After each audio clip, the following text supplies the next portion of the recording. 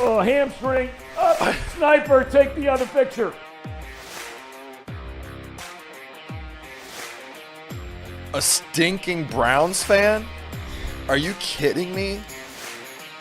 I don't care about no damn Raz score, Casey.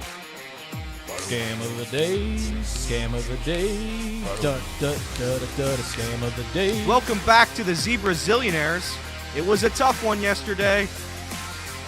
Live from Chatterbox Sports Studios, it's Off the Bench with Tom Brenneman. Well. Good morning, and a pleasant good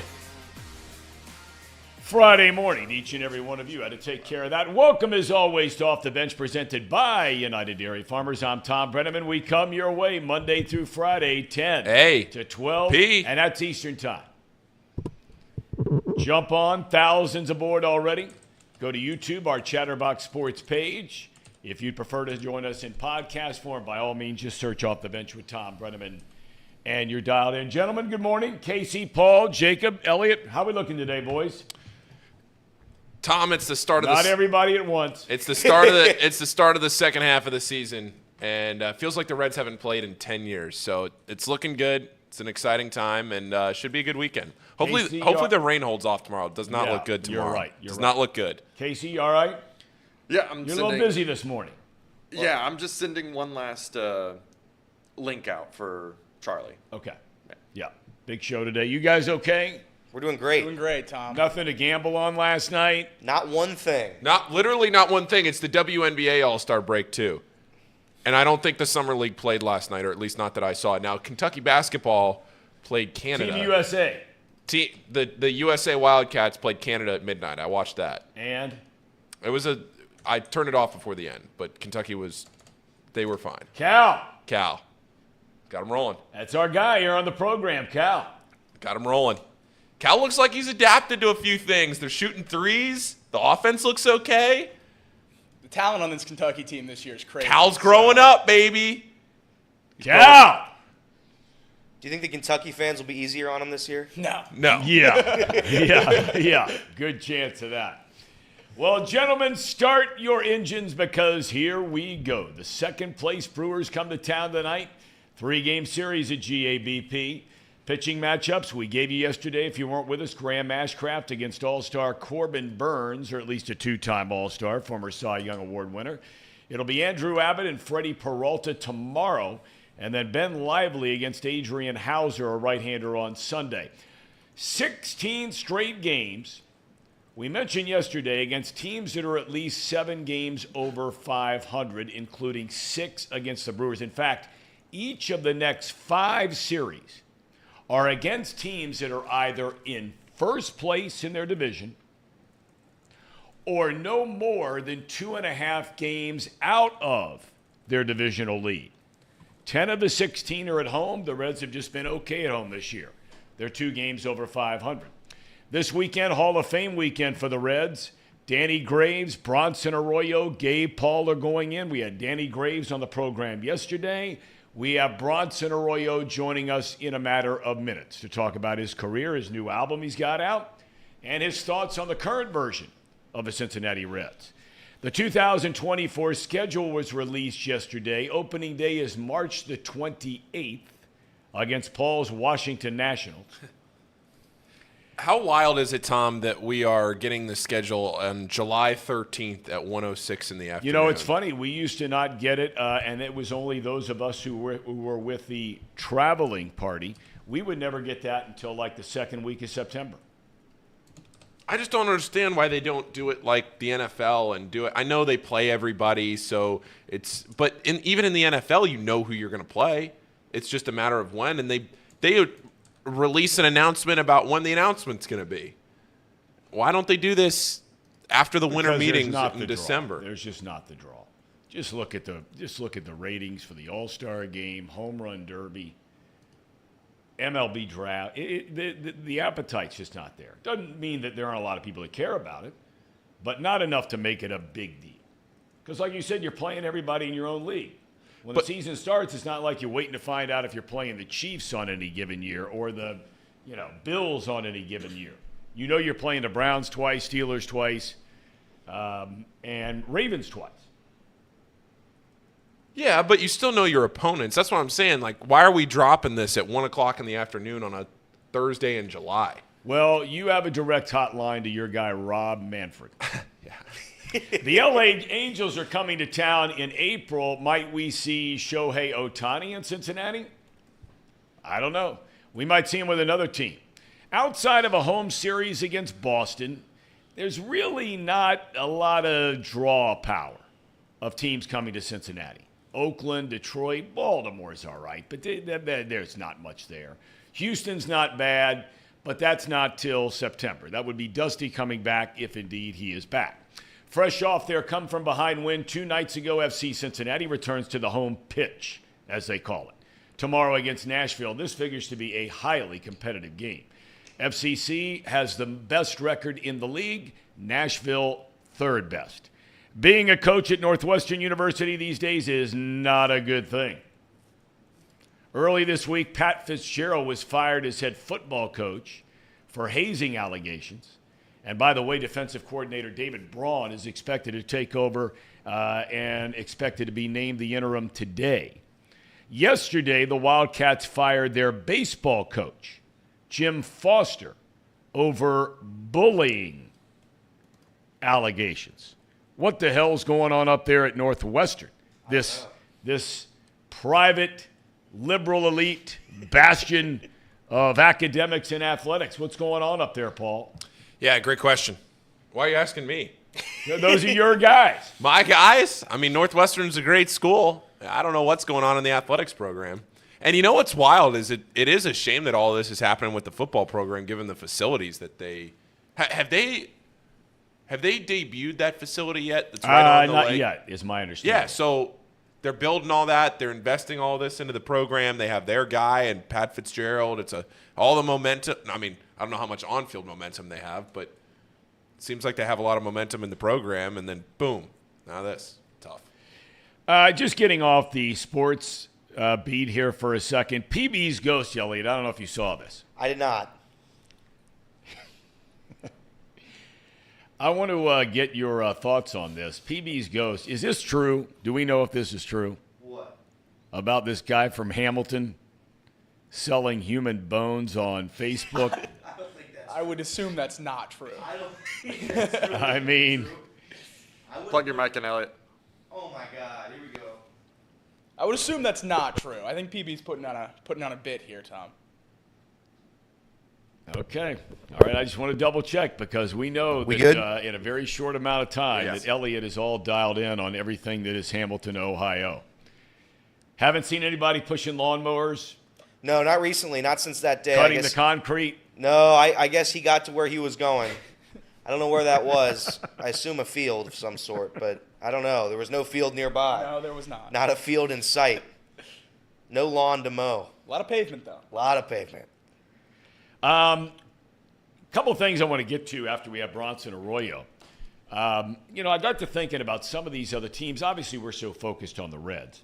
Naturally. They're playing great. They're one of the big stories in all of baseball. And this is a really exciting time right now for this franchise, and nobody saw this coming. What is this? The Wildcats could pay $10 billion for a new practice facility, and they'd still get beat by 10 scores by the rest of the Big Ten. That's Sir Boy Wonder. $5 super. Is chat. that his new picture? Is that Reed Mouse? Yes. Yes. It's been all of us. It was Trace for a while, then it was me for a while, now it's Reed Mouse. I don't know if Elliot's made the Elliot and I were both his profile picture. Oh, you for were? a week. Yeah. Yep. Okay. I think I was his profile picture for 2 weeks. Might have been. Yeah. We're going to see Sir Boy Wonder on Monday night. Don't forget, we have our big night coming up, our big Chatterbox Sports Night at the ballpark. Reds will be playing the Giants. That's this coming Monday night. Now, look, you can buy a ticket for $100, okay? Go to chatterboxsports.com. But if you're going to spend that, why not get the 4 T-shirts that we have available, our merch, as you guys like to call it, right? Yep. Chatterbox merch. You get 4 T-shirts for $100. You get 4 T-shirts. They're big league T-shirts, I'm telling you. They look good. They're cool. There's some, kind of catchy stuff on them, different things from Nick Kroll to Harambe to Nutcutter Nation to all kinds of things. Yep. So you get the full for $100. You get the 4 T-shirts. You get a ticket to the game up in center field to join all of us, right? Buffet-style dinner, and you get a couple of drink tickets. I don't know how you're going to beat that. Weather Monday's supposed to be really nice from what I see, although they've really been wrong on the weather, those that are in the prediction business of trying to do that. These last 2 weeks, I don't know if I've ever seen getting the weather forecast more wrong than I have on weather.com. Tom, did you see my tweet about my softball game last night? No. Yeah, so yesterday I was leaving work. I play softball every Thursday night, and it was in a Xavier Alumni League, and about 5 o'clock, we get a text, and it says softball's canceled for electricity in the area. There was not one cloud in sight anywhere around Oakley, any of that last night. Brutal. No, in fact, it missed that whole area around there because I had to drive all the way out to Eastgate where there was thunder and lightning. I come back west, not far from Oakley. I mean, it's perfect. So it goes. Yeah, that's how it goes. That's how it goes. Is Mr. Arroyo with us? Yes, he is. Man, good to see this guy. Fired up. He's back in town. Bronson, congratulations, man. This is a big, big weekend. You know, you've been a part of this whole thing. They ask the current players to come to the big ceremony every Sunday night. But now here you are. And, as you're getting a little bit closer here to this big weekend, what are your thoughts? Well, it's half hectic for one. You got a million friends and family in town, but the beautiful part about it is just thinking about being the 91st person, right behind your father, inducted into the oldest team in Major League Baseball's Hall of Fame, man. I mean, how can you, if you think about leaving a legacy anywhere in the world, somehow, some way, having your face next to Pete Rose and Johnny Bench inside of the Hall of Fame is about as good as it gets. It's interesting, and you talked about this when we had you a few months back, but just to kind of revisit that whole thing, it's so amazing, isn't it, how life works out where, you weren't thrilled about the idea of leaving Boston and when you got traded here. And now here you are going into the Reds Hall of Fame. I mean, if somebody would have told you the first month, 2 months, I think I've heard you say that really kind of took you 3-4 months to kind of feel like you're part of the whole thing. Who would have thunk it, right?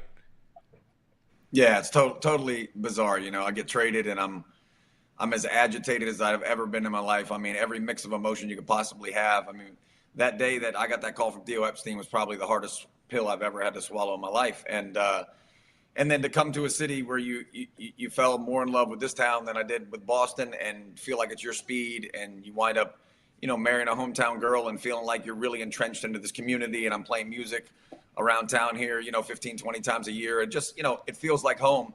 And it's nice to have a place in Major League Baseball that you feel like you could walk into the stadium and still be recognized in a way like you're still a current player, but also, that you can feel the love from the people who, that clean the locker room all the way up to, the guys who own the team. So it's been a joyous ride for sure. It's interesting. I've always wondered, I'm curious to hear your thoughts because, there are some guys, in your case, you're leaving Boston, you're coming to a smaller town. Okay. And you weren't sure how it was going to work out. I'm dumbfounded to this day to see what happened to Paul O'Neill when he left Cincinnati and went to New York. He was the last guy in the world I would have ever thought could have handled New York and everything that comes with it. And, I mean, he turned out to be one of the greatest Yankees of all time. He's in Monument Park now. Do you think that maybe guys who start their careers in a quote-unquote big market, that it would probably be good for them to play at least a little bit of their career in a mid-size or smaller market? Oh, there's no doubt that there's a difference, and playing, I came up with the Pirate organization, as you know, for 8 seasons. And inside of that bubble, I had no idea that there was another way to kind of, navigate the game, really. I mean, just from the way you prepare, from the way they treat you in spring training. And when I got to the Red Sox in 2003, I had no idea that you could really make such a shift mentally in the way that you would approach the game. And it was really kind of eye-opening in a way that not only the way the fans treat you, the way that it is inside of a major league stadium. You know, I went to Fenway Park that first time and hadn't felt a buzz like that ever inside of a big league ballpark, really, playing in Pittsburgh for those 3 years. And so, you know, coming to Cincinnati was kind of the middle of the road, kind of in between. It was like the oldest team in the game, and there was definitely a vibe here when we're doing well. And when you weren't doing well, you could tell that you know, it emptied out a little bit. So it was like, you know, seeing a little bit of the whole spectrum was something that I think was worth having for a big league guy. And somebody like, you know, playing with Griffey Jr., knowing that he was, you know, didn't get to play in the playoffs for once or twice in 20-something years. You know, you see a guy like that and you wish that he could have gone somewhere else, you know, to have a run at the end. And as great as he was, sometimes we don't get to experience everything, but I feel like I have. And that's been you know, kind of icing on the cake for my career. You know, I have to believe, and you tell me, but I have to believe, if I remember right, when you first came over, you got off to a really, really good start when you first came to the Reds. How important was that for you? I think that was mentally for myself. It was just really a nice way of getting me out of the rut that, you know, of just constantly thinking about the fact that I had been ripped out of a place that I signed a 3-year deal. You know, I thought I was going to be a Red Sox at least for those 3 years. You know, I just loved playing in a place where it felt like the Beatles were reuniting for the first time in 30 years. I mean, that's how the fans really made you feel in Fenway Park. And I didn't really know what I was getting coming to Cincinnati. I'd played in Cincinnati as a Pirate at the old stadium. And really, you know, the downtown felt kind of dangerous at the time. It didn't feel like it was like a city that was real welcoming, you know. So, you know, getting off to that good start, I think I started about 5-1. I was getting deep in ball games, and I hit those first 2 homers to start the season. It really kind of propelled me to be present tense, to be inside this locker room with this group of guys, with Ken Griffey Jr., Adam Dunn, guys like Rich Aurelia, you know, Scott Hatteberg. You know, Ryan Friel, all those guys on that club. I didn't know them well at the time. I'd played against them a little bit, but it gave me an opportunity to kind of like clear my mind and feel like, okay, we're having a pretty good run here. We got a chance to win the division and try to kind of focus on the task at hand. You're asked all the time about, you know, maybe your highest high and your lowest low. Your highest high during your tender, your time with the Reds would be what? Game 2, yep. National League Series 2012. I'm going up against, you know, a Madison Bumgarner that's not quite the Madison Bumgarner that we all knew in the playoffs right after that. But I don't think he loses a playoff game for 4 or 5 years after that. And, you know, we go deep in that ball game with a no-hitter and just, you know, everything clicking that night. I can remember warming up in the bullpen and just feeling loose really, really fast that night. I had like adrenaline coming out of my ears, and it was trying to pull that back. And I had crisp stuff in the bullpen, and you don't know if that's going to translate to the game, but it did. And then you start getting deep in a ball game, and the crowd is being silenced on the road, and there's just really nothing better than knowing you're playing on national TV. Everybody's watching you, and you've got a job to do, and see if you can knock it out of the park that night. And we did. And so that's the highest high I had in a Reds uniform for sure. Would lowest low be the ensuing next 3 days or something else? You know, I take negativity in stride pretty easily and can wipe it off. But I'd say, you know, definitely not getting through that series was about as tough as it came, especially with the inner workings that were going on that time with conversations between Dusty Baker and Brian Price, the pitching coach, and the medical staff, not knowing if we were going to let Johnny Cueto stay on the roster or not. And, you know, should we have really pitched Mike Leake in that series? He probably wasn't ready for the big stage yet. And I was hoping that they'd go Latos on 3 days rest and myself on 3 days rest in game 5 if we needed it. And they went against the grain there. And it was a tough pill to swallow. You know, I didn't get to touch the ball again for the rest of that series. And I felt like we might have had a chance had we kind of done things a little differently. So you got everything going on here. Who's somebody, because you make your home, or at least you're here more than you are anywhere else over the course of a calendar year here in Cincinnati, Ohio. Who are you looking forward to seeing this weekend that maybe you haven't seen in a long time? You know, I got some hometown buddies in town, but I get to see them quite often. But I got a call from Ryan Hannigan yesterday. He surprised me, said he was going to stop through. Old teammate Mike Lincoln, one of my favorites of all time. We played back in the Pirate days together, and then after he left Minnesota, he came to Cincinnati. And one of the greatest stories ever, I was having a conversation with Mike Lincoln in Mount Adams, and it was an off season. He said, my arm feels pretty good. I haven't pitched in a couple of years. And I called down to the stadium, and got him a bullpen, basically. Billy Hatcher came down and watched it, and the GM came down and watched it, and they signed him on the spot, and he wound up making the most money in his career the next 2 years after that. So I always jokingly say that I got Mike Lincoln a 2-year deal out of the garage. And that was a beautiful thing. But Lincoln's going to be there. I know Drew Stubbs is coming back. I heard Jay Bruce might be in town, but also seeing guys like Mario Soto, and Pete Rose and Johnny Bench, and just all the guys that are already kind of wearing the red jacket, like Barry Larkin and Eric Davis. It's it's special to be inside that club for sure. You don't think about a lot of things like that when you're playing the game. You're trying to survive and see if you can make the back of your baseball card look good for the rest of your life. But it will be an honor, and it's going to be really fun to kind of mix it up with these guys and get to enjoy their company a little bit. So now I remember when you had basically the press conference after it was announced that you were going into the Hall of Fame. I think someone asked you, if I recall, were you going to incorporate music into your speech, acceptance speech? Where are you on that? You want to give us a little preview, or is there going to be a little singing, little guitar involved, or no? Yeah, there's two things. One is on the field on Saturday. Yeah. And you've only got a couple of minutes. I've already heard the groans about the 12-minute speech that Barry Larkin gave that cost the team some money because MLB didn't start the game on time, so they got fined for that one. So I've only got a couple of minutes on the field, and I feel like the fans a lot of times are kind of moving about the stadium a bit, and it's not quite as intimate. So I think that first day, that first evening is probably going to be more about just kind of giving thanks back to the organization and the city and people that are kind of involved in baseball. But then on night 2 at the gala, it's going to be more intimate. It's a quiet setting. It's more like a ballroom.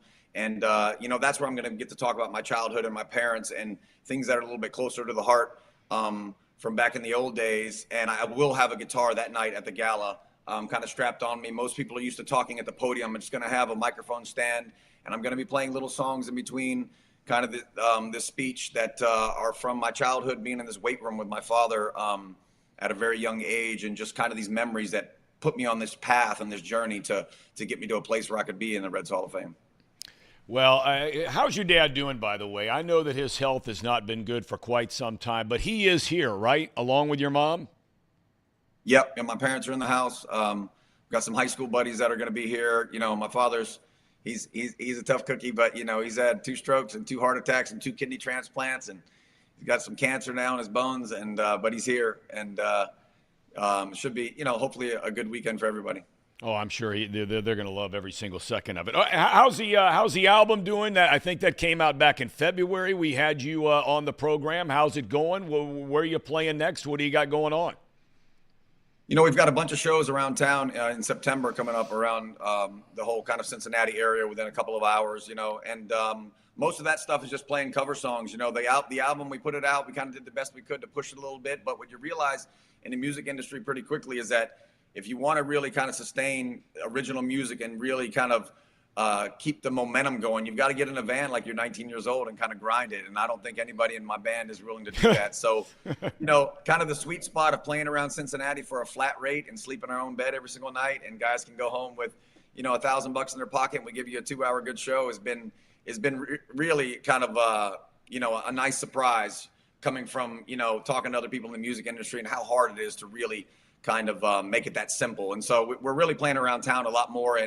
But the record, we did what it did. I don't know what it's doing out there. I don't really check the numbers a whole lot, but you just hope that people get a chance to hear it sometime. I know they're selling them at the Reds Hall of Fame shop and also at the Game Used shop. I've been signing vinyl records for them and CDs, and they've been flying off the shelves. So hopefully Cincinnati fans who love the Reds are getting an opportunity to kind of, get a taste of my music.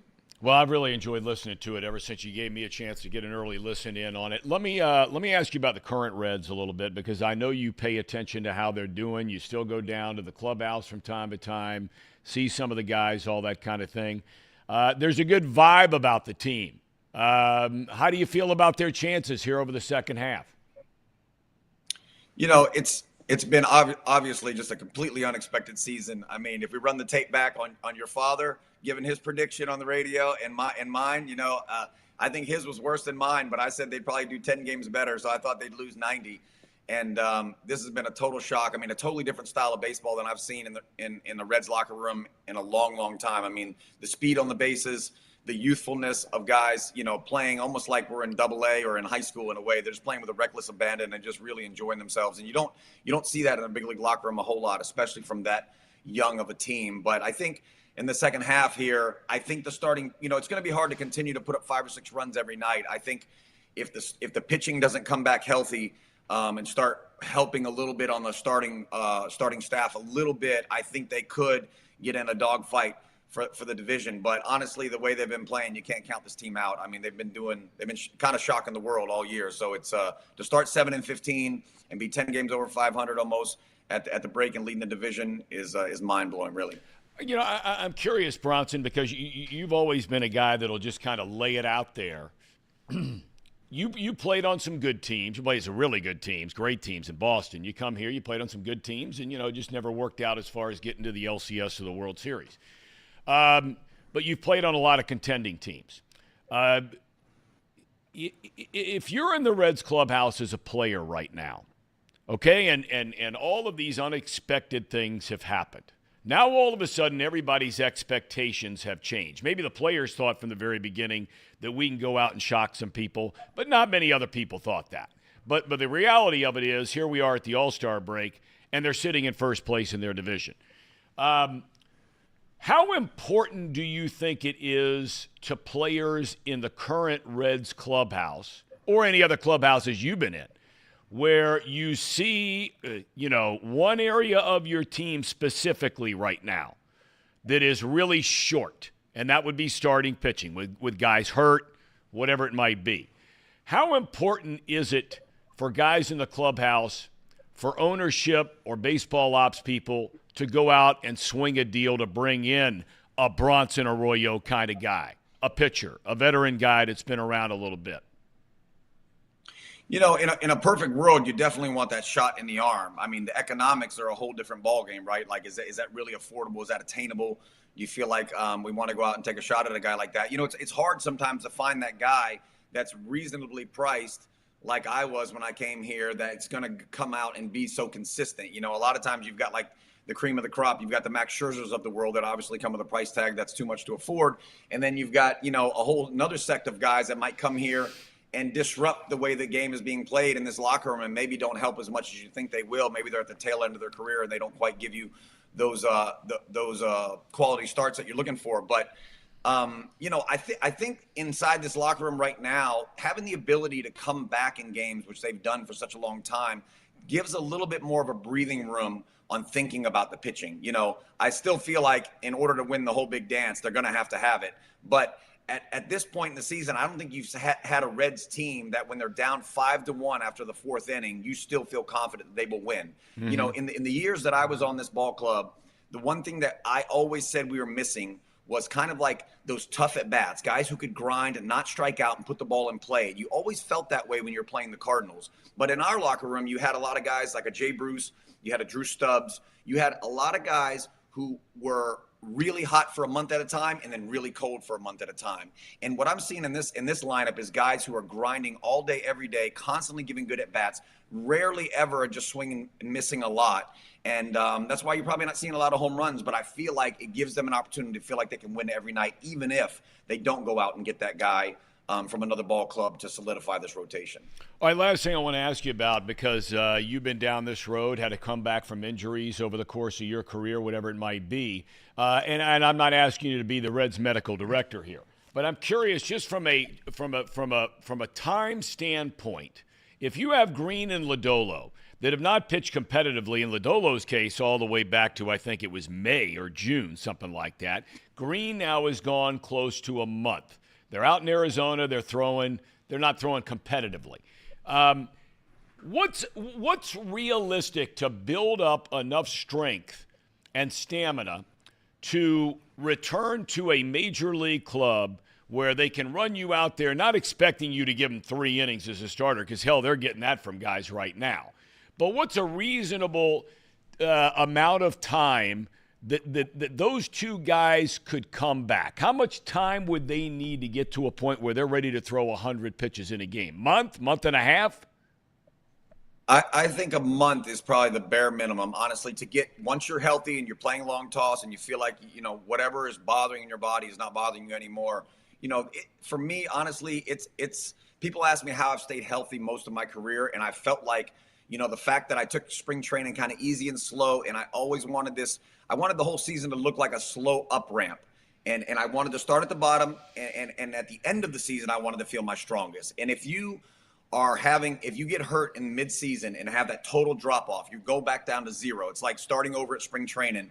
You've got to get the body built back up. You've got to get you throw one inning in a game on the sideline, let's say in like batting practice, and then you throw one inning in a real game. It's a total difference. Then you throw 2 innings in a game in a bigger stadium with eyes on you. It's adrenaline rush. It's a total different thing. So to get to where you could throw 5, 6, 7 innings in a major league stadium where games count and there's 40,000 in the house and the team is buzzed, to me, a month is absolutely, and you're probably barely getting by at that point. You're just hoping that you can get those first couple of starts under your belt. Can you get like a 5 1/3, give the team a chance to win, and then kind of get your footing underneath you? But to come from Arizona, pop right into this locker room and dominate a big league game is almost impossible to do. Is it harder to do for a power guy than it is a guy like you? I don't know. I think everybody's so individual and so different. I would say, you probably have a little bit of an advantage if you feel good enough to throw the ball 95 to 100. Hunter can probably come back, and maybe he can't get deep in the ball game, but he probably can still feel a little bit better than I would for the first 4 or 5 innings. Because a guy like myself, you need more tools in the bag to probably be successful, right? I'm going to need command. I'm going to need to feel strong. And I'm going to still have to be able to decipher, the strategy against these hitters. Sometimes if you have 95 to 100 like him, you've probably got a little bit more room for error at least.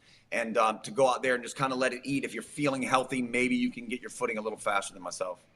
Bronson, it was such a pleasure to watch you pitch, man. I mean, it was just really cool to watch you pitch and do your thing out there all those years with the Reds and sitting up in the booth to call your games. And on top of that, you're just a good dude. So we're really happy for you, man. Congratulations. Good luck this weekend, and have a great time. I appreciate it, man. Tom, it's always a joy to be around here and to listen to your voice, man. It sounds good today. Thanks for having me. All right, I'll see you soon. Bronson Arroyo, kind enough to join us today. Guy's the best, man. Just the best. From the time when I came back to Cincinnati the second go-round, without a doubt, my favorite Reds player that we ever had around there. He is just – he's got a lot more going on in his mind. He's always upbeat. He's always very positive. You heard him kind of allude to it a little bit there when I asked him about – okay, what's the highest high when he beat Madison Bumgarner game 2 of that series in 12 out in San Francisco when the Reds went up 2-0, winning both games in San Francisco, knowing they were coming back home in a best-of-5 where they had not lost 3 games in a row in Cincinnati the entire season. But we know what happened after that. You sit there, and I mean, I was around it, but I wasn't in the meetings. And he really gave us breaking sort of inside news the last time we had him for an extended period of time, Bronson Arroyo, about the whole conversation with Johnny Cueto. And you heard him allude to it there a second ago. But to refresh your memory, Cueto has to leave early in game 1. He's got this side thing going on. According to Bronson, Cueto's throwing in the bullpen. Looked to be sharp, looked to be fit, looked to be healthy. Whoever it is makes a determination, they're not going to pitch him again in a series. So now you're scrambling. You're really scrambling. Because you had to bring in, Latos in game 1 in relief. You had Arroyo game 2. Mike Leake was in that rotation. Now Cueto's out. To think that a guy with an arm like Bronson Arroyo, I mean, this is where managers in general, this is where, and that's why when people say they don't make a difference, that is just ridiculous. Because these are decisions. To think that Bronson Arroyo, who had one of the great quote-unquote rubber arms of all time, pitches in game 2 of a series, then you have an off day. Okay, so there's one off day. You play game 3, that's 2 off days. You play game 4, there's 4 off days. And to think that Bronson Arroyo, that'd be 3 off days, that he does not pitch again in that series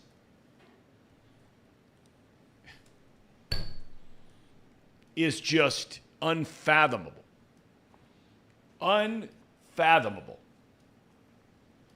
I don't know where all that turned and all that changed about bringing guys back. I allude to it all the time. And this is back when guys were throwing 300 innings in a regular season. I saw Schilling and Johnson in the World Series. Schilling starts game 1. Johnson starts game 2. They both go into the 8th. Both of them. Win-win. Game 3 comes around. Game 4 comes around. Here comes Schilling back in game 5. 3 days rest. Into the 8th. Had the lead when he left. Johnson comes back. Game 6. Blowout of the Yankees. Game 7, Johnson pitches in relief. God, where did we get so soft with all these guys? Casey, can you answer that? Did it start in California or Cleveland? I don't know. Maybe a mixture of both. I don't know. Where did it start, Casey? I think it started on the East Coast, Tom. I don't think it started on the East Coast. I don't believe that for a second. I don't think New Yorkers are soft. Do you? Nah. Huh? D.C. maybe. No. There might be a lot of soft in and around D.C., but not New York, right? Nah. No, but I mean, seriously, I mean, what happened? What happened? For Arroyo not to touch the ball again in the series, and you heard him, Mike Leake was like his understudy. They were joined at the hip. Best of friends, still are to this day. But he even just made reference to it. The Reds decided to start a guy who had just walked into the big leagues from college in a chance to go to the LCS. I mean, it's such old news now. 2012, that is really old news. But that one still stings for a lot of us who are old enough and were around to remember. Because that was the best team in the National League that year. People like to beat up on Latos, and he was a weird dude. There's no doubt about it. He way out there. But, man, for those couple of years he was with the Reds, that guy was a stud. When Cueto went down, hurt, Latos went on a run through August and September that very few Reds pitchers have gone on a run like he did. I mean, that guy could pitch. He was nuts, but he could pitch. Leake, solid. Cueto, solid. Arroyo, solid. Chapman down there running around the bullpen. I mean, man, that was a good team. All right, we have Charlie Goldsmith coming up at question. Mr. Mo wants to know, is Latos any weirder than Greinke? They are totally different weird. Greinke wasn't weird enough to ruin his career. Latos was weird enough to ruin his career.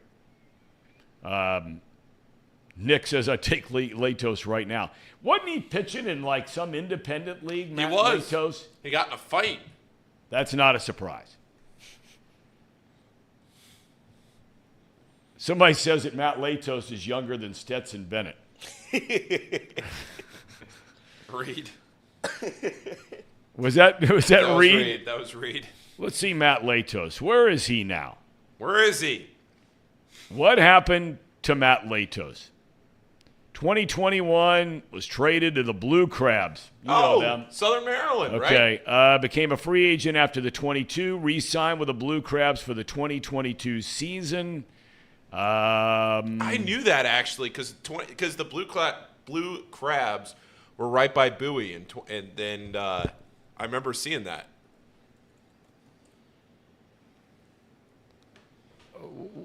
I'm trying to find out where where he is. This is a picture of him. I don't know. We'll have to look it up. Check it out. I'm kind of curious if he's still floating around somewhere. Okay. We got Charlie Goldsmith coming up. We have an immaculate grid to do here in the next few minutes. We have an immaculate grid to do here in the fire it next up few now. minutes. All right. Oh, you want to do it now? Yeah, let's do it now. All right, let's do it now. Here we go. Let's do it now. Here we go. Immaculate Grid. This is all the rage right now. All right. Let's go around the horn. We will start, Jacob, with you today. I had one of the best guesses I've had in Immaculate Grid in a long time. I did Ted Kozlowski for 300 average with the Reds. Wow. Ted Klazuski. Not bad. Big Hang on. clue. Loved Big Clue. It's always Ted. nice when the Reds are on there, Tom. How do you spell his last name? Kluzewski. Wow. Nice. What is it? What's the number? 0.2. It's 0.2 when I did it. 0.2. 0.2. Now that's getting it done. Elliot? All right, I'm going to go Trace's guy for Red Pirate. I have to put him on here. Kevin Newman. Oh, my. Kevin Newman. He might be a little higher than you think just It'll be because higher he's than a current guy. Yeah, it'll be higher than you think. But I still think it's low enough to compete. 14. I used the other member of that Whoa. trade, Dari Moretta, and it was 2%. Ooh. Wow. What was it, 14? Yep. That's high. Paul? Let's see here. 300. I'm trying to think of somebody obscure for the Hall of Fame. And who can we come up with that's like a... I've got a good one for Hall of Fame 300 average. All right, go ahead. Mickey Mantle. The percentages are lower than you think because there's so many. There's so guys. many. Right. Like, if you're in the Hall of Fame... I used you're- Chipper Jones, and it was 1%. Yeah, Mickey Mantle, 1%. Yeah. It's a good one. Solid. Good recovery there, Elliot. Thank you. Thank You needed Tom. it. What about 300 average for the... Oh, wow, Chipper's probably going to... What about Andrew Jones? Did he ever hit 300? I don't know. Oh, that's tough. Wait, don't use him. Yeah, you don't want Andrew Jones. I have a Blue Jay Red, Okay. Kevin Gosman. Oh, my Oh, God. Gosman. Kevin I Gosman. forgot he was a Red. Could also use Kevin Gosman for Braves Blue Jays, but I feel like that'd be. Wait. Okay. Yeah, I was just making sure you... Wow. 7%. That's a little higher than I would expect it. Okay. 300 average, is that what you're saying for a season? Yes. Right? And you have to pick, we only have left the Braves, is that right? Yeah. Correct. The Atlanta Braves. Huh. Okay, how about Nick Markakis?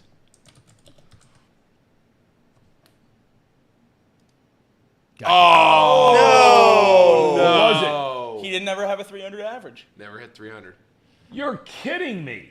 Oh, I Tom. led the league in hits. Tom. That's hard Oh, to believe. no. Come on. Does that mean I blow it for us? Yeah, we can't be immaculate Yeah, now. no more immaculate. Wait, no. Did we click the wrong one? Yes, he did. He hit over 300. You can take it to the bank. He hit 306. Casey Thank picked the you. wrong one? See, hey, guys, No, listen. look, I clicked the wrong You wanted to jump Markakis. down my throat like I don't know what the hell I'm talking about Wow, here. No. Casey's right and you're right. That's the right one. That's the right guy. And We it's found not- a hole in the Immaculate Grid. We broke We the found a immaculate hole. grid. Yeah, he broke hit the 306. Immaculate Grid. He hit. Well, he didn't hit 306 with the Braves. Oh, well, so then he did. So maybe. Oh, my Yeah, that's what it God. was. That's All what right. it was. My He hit bad, 306 with boys. the- That's my bad. That's So, tough. Fire tough. Tom. Fire Tom. Fire Tom. Not Casey. I thought it was if you played with the Braves and you hit 300 at any point in your career. Did they change that? They Could have been a baseball Are you reference just trying to change. cover for me Well, here? no, I think because Baseball Reference bought the like Immaculate 2 or Grid 3 like days 2 ago. days ago, so Yeah. they may have changed the rule on that. Because it used to be up until they bought this that like if a player played for the Braves and at some point in their career hit 300. Oh, really? Yeah. Yeah. I'm just surprised he didn't hit 300 for the Braves. I really No, am. he hit 297 in 2018 when he was an All-Star, but he didn't. Gosh, you got to be kidding me. How in the world did I miss that one? I thought that was how it was. I don't know. I never play this, so I shouldn't be the one talking about the All right, rules. well, now we can kind of just skim through it. Go Roberto Clemente for Pirates. There's Oh, got got to it. be a better. Just go. Yeah, but it doesn't matter now. It can't be Yeah, Immaculate. it doesn't matter. guess you're right. Let's just All get it right. My bad, boys. My bad. I blew it on this Friday. That's okay. Fire Tom, says Ben. You're right, Ben.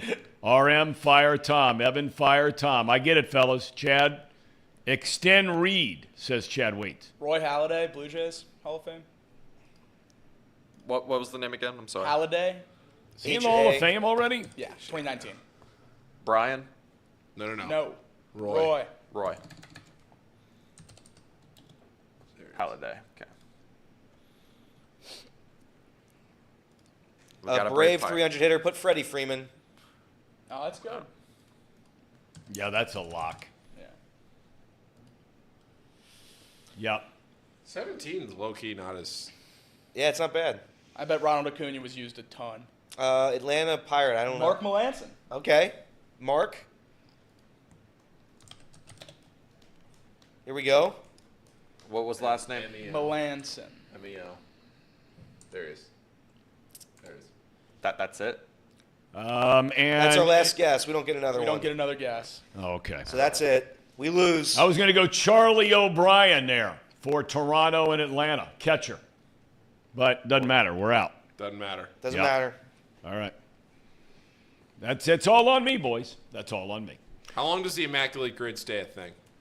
I give it another month and a half. No, I'll give it to the end of the season. Till football. Yeah, till football. Then, That's it. then everything goes away. Yeah. I bet you there's Yep. a football grid by then. Yep. Oh, Yeah. for sure. Well, I mean, there the Reds will already be is, Reds kinda. will be 3 games up in the division, and it's all football all the time.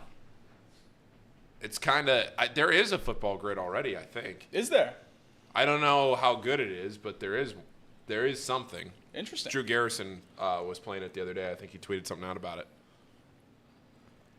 Chad Waits used his wife's credit card to pay for Casey's speeding ticket. I can confirm that his wife did not pay for it. And Did neither your Chad. wife pay for it? Maybe. Maybe. Oh, Casey. What? Oh, Casey. Oh, Casey. Good Lord. All right, Ham and Eggers, take it away. We got Charlie Goldsmith coming up shortly. It's that time of the show, the Ham and Eggers. These guys are great. Trust me, I would know. I introduce all the best segments. All right. We talk. You know what? Tom just talked about football. We'll talk about the Bengals. Bengals Report is brought to you by Encore Technologies. Encore Technologies provides IT solutions for a data-centered world with a suite of services from mobile computing to desktop to data center, supporting both centralized and work-from-home computing models to improve efficiency and Productivity. what was that, Elliot? I'm not participating in your games today, bud. No games for you. Not a single game. Efficiency and what, I'm Elliot? not saying it. I'm not saying it So you anymore. don't like our sponsor? Productivity. That's right.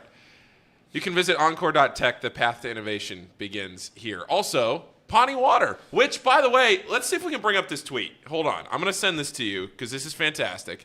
This is from our guy, Sir Boy Wonder. A true leader of men. A true leader. You know, we talk A true about leader. leader of men. We throw around that term. Sometimes we get a little loose with the leader of men. When you open the Merriam-Webster, a picture of Sir Boy Wonder pops here, up. I'm gonna send it to. Since we're on Sir Boy Wonder, thank you, Sir Boy Wonder. $1.99 super chat. Tom Skyrosa, Monday Night You. Grammar. A little rough on the grammar there, but I think we understand you. I just sent you I just sent it to you, Casey. Pull Okay. this up. This is going to be our Pawnee Water ad for the day. And this is great. This is truly great. This is Sir Boy Wonder. He tweeted this at Chatterbox Sports last night. He said that he was trying to find Pawnee Water in a store, and he hadn't been able to find it. So he bought Pawnee Water. Yeah, there we go. He bought it. He bought a case of Pawnee Water. Natural limestone filtration. He used the hashtag. You can visit their website. And what is their website, Elliot? PAHHNI.com. Well, What'd I say? that's not entirely right. What is it? You forgot the most important part. Oh, the water? The water part. PAHHNIwater.com, Elliot. Same. PAHHNI I don't like when Paul quizzes me. I don't like these games he plays on me. PAHHNI water.com to see where you can buy it. And follow the lead of Sir Boy Wonder. Thank you, Sir Boy Wonder. The Pawnee guys, Mr. Pawnee came over and talked to us yesterday, and we talked to him about your tweet. So Thank you, Sir Boy Wonder. If you could field a team of all Sir Boy Wonders, you're running away with the championship. There's no doubt. That's right. That's our guy. He bought a case of Pawnee water. I know he did. I saw it yesterday. It's a leader in the locker He's room. our guy. He is our guy. He's been with us from day one. You know, I told this before, but I was looking back not too long ago at the chat from the very beginning, and I was looking at Alex Wallace and Sir Boy Wonder, from guys that were there from like basically day one. Yep. When we would get a chat that it would barely fill up the little box on the right side of the screen because we'd get like 15 chats in a show back in September. Yep. You know? And now look at us. And now you by fill the up thousands. Now you hundreds, if not thousands, of chats Well, there's no doubt. through the show. Thousands and thousands watching every day. That we know. Well, we have the data. And listening on podcast form. That's right. Still growing. That's right. Still growing by 20% or more. we you got know, every month. We got a $5 super chat from Chad Waits. What's Chad have to say? Big One time. way to settle it, Elliot, on the golf course. What does that say? Bring your what? Bring your bug and that terrible soul patch. Hashtag extend Casey. You letting that grow a little bit? No, I just Bronson's got that thing don't. going. He does. He did have that thing. That's a professional soul patch. Match No, the I- patch, Elliot. Match the patch. Yeah, listen. I try to shave it most days, but you know sometimes you don't. And this has been growing for some time, so let's let it ride. I think you got to let that thing go for a little bit. All right, I'll do it. I mean, you letting it all go or just the soul patch? I can't do just the soul patch. Why? That's because I don't think I can pull off that look. You trying to Get the take my Fu look, Manchu Elliot? going. I don't have that look.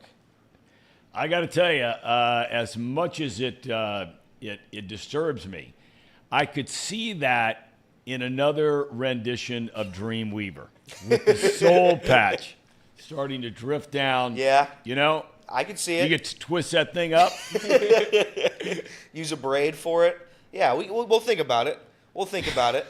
I mean, it would destroy any appearance I had. I mean, my appearance already isn't great. So now we put that on me. I would fit in well in Hamilton, though, with that look. You should grow out Was that your a hair. shot like- at Hamilton?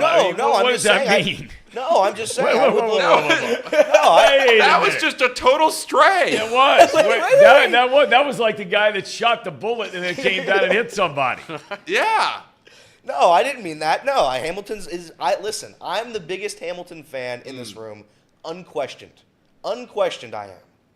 Tom can attest. I love this town. You do. I can tell. I can tell. There's no doubt about it. Bullet rain, as they call it here in Hamilton, Ohio.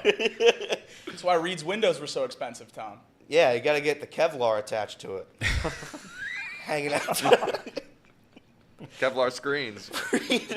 Reed told that story. That wasn't our fault. Reed told that He story. could have kept that under wraps. We would have never made a joke about it.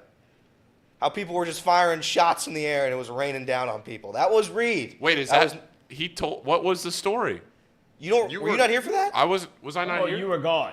I wasn't gosh. here. So there was Can you- someone, can you give me please, the- you tell Elliot, Okay. you Give me know the this. clip Yeah, notes. so they Give me were the at cliff notes. they were at one of the festivals at that park for all the fake musicians, the people who imitate the other ones. And It was Again, a Taylor not- Swift one, if I'm not it was the mistaken. Taylor Swift. Again, it not a was shot at Hamilton. No, it's not a shot. It's what it's Love what and it is. respect, Paul. Love and And respect. so what happened was at the concert, everybody was having a good time celebrating the fake Taylor Swift, and all of a sudden, some guy takes a bullet to the shoulder out of the sky. out of the blue. sky. Nobody knows where it came from. All of a sudden, it just started raining bullets on the people of Hamilton. I saw that on 1,000 Ways to Die one time. That was an episode of 1,000 Ways to Die. Guy was in his front yard, took a bullet from a mile away. It came down, hit him right here in the shoulder. Didn't know what happened. His shoulder just started hurting. He was like, "What's going on here?" He died. Is this guy okay? This guy was okay. Reed confirmed to me that he lived. But who knows when the next attack will be. Oh, man. That's what do you want me to say? It's raining bullets. I can only say so much. And as we like to say, those are facts. Those This are facts. isn't like Thank you, some Tom. made-up thing here. Thank you, Tom. Mark Those are Fetters. facts. Mark Fetters says in the chat, I saw that one. Yeah, it was a. Are you allowed to say that there was a great episode of 1,000 Ways to Die? Yeah, you can say that. Well, it was a good episode.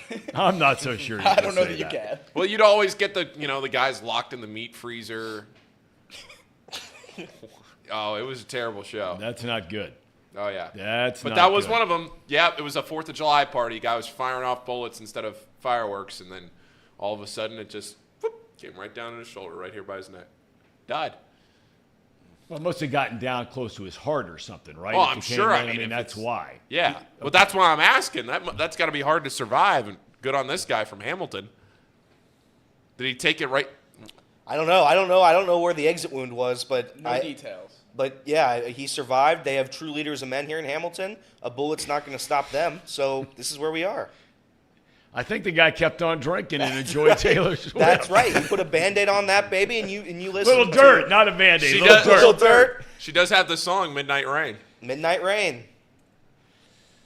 It's just a different kind of rain. You know, that brings back to mind the song Elvis. One of the great songs Elvis did was Kentucky Rain, but now we know the nickname for Hamilton. Hamiltucky Rain. Well, Bullet Rain. Okay.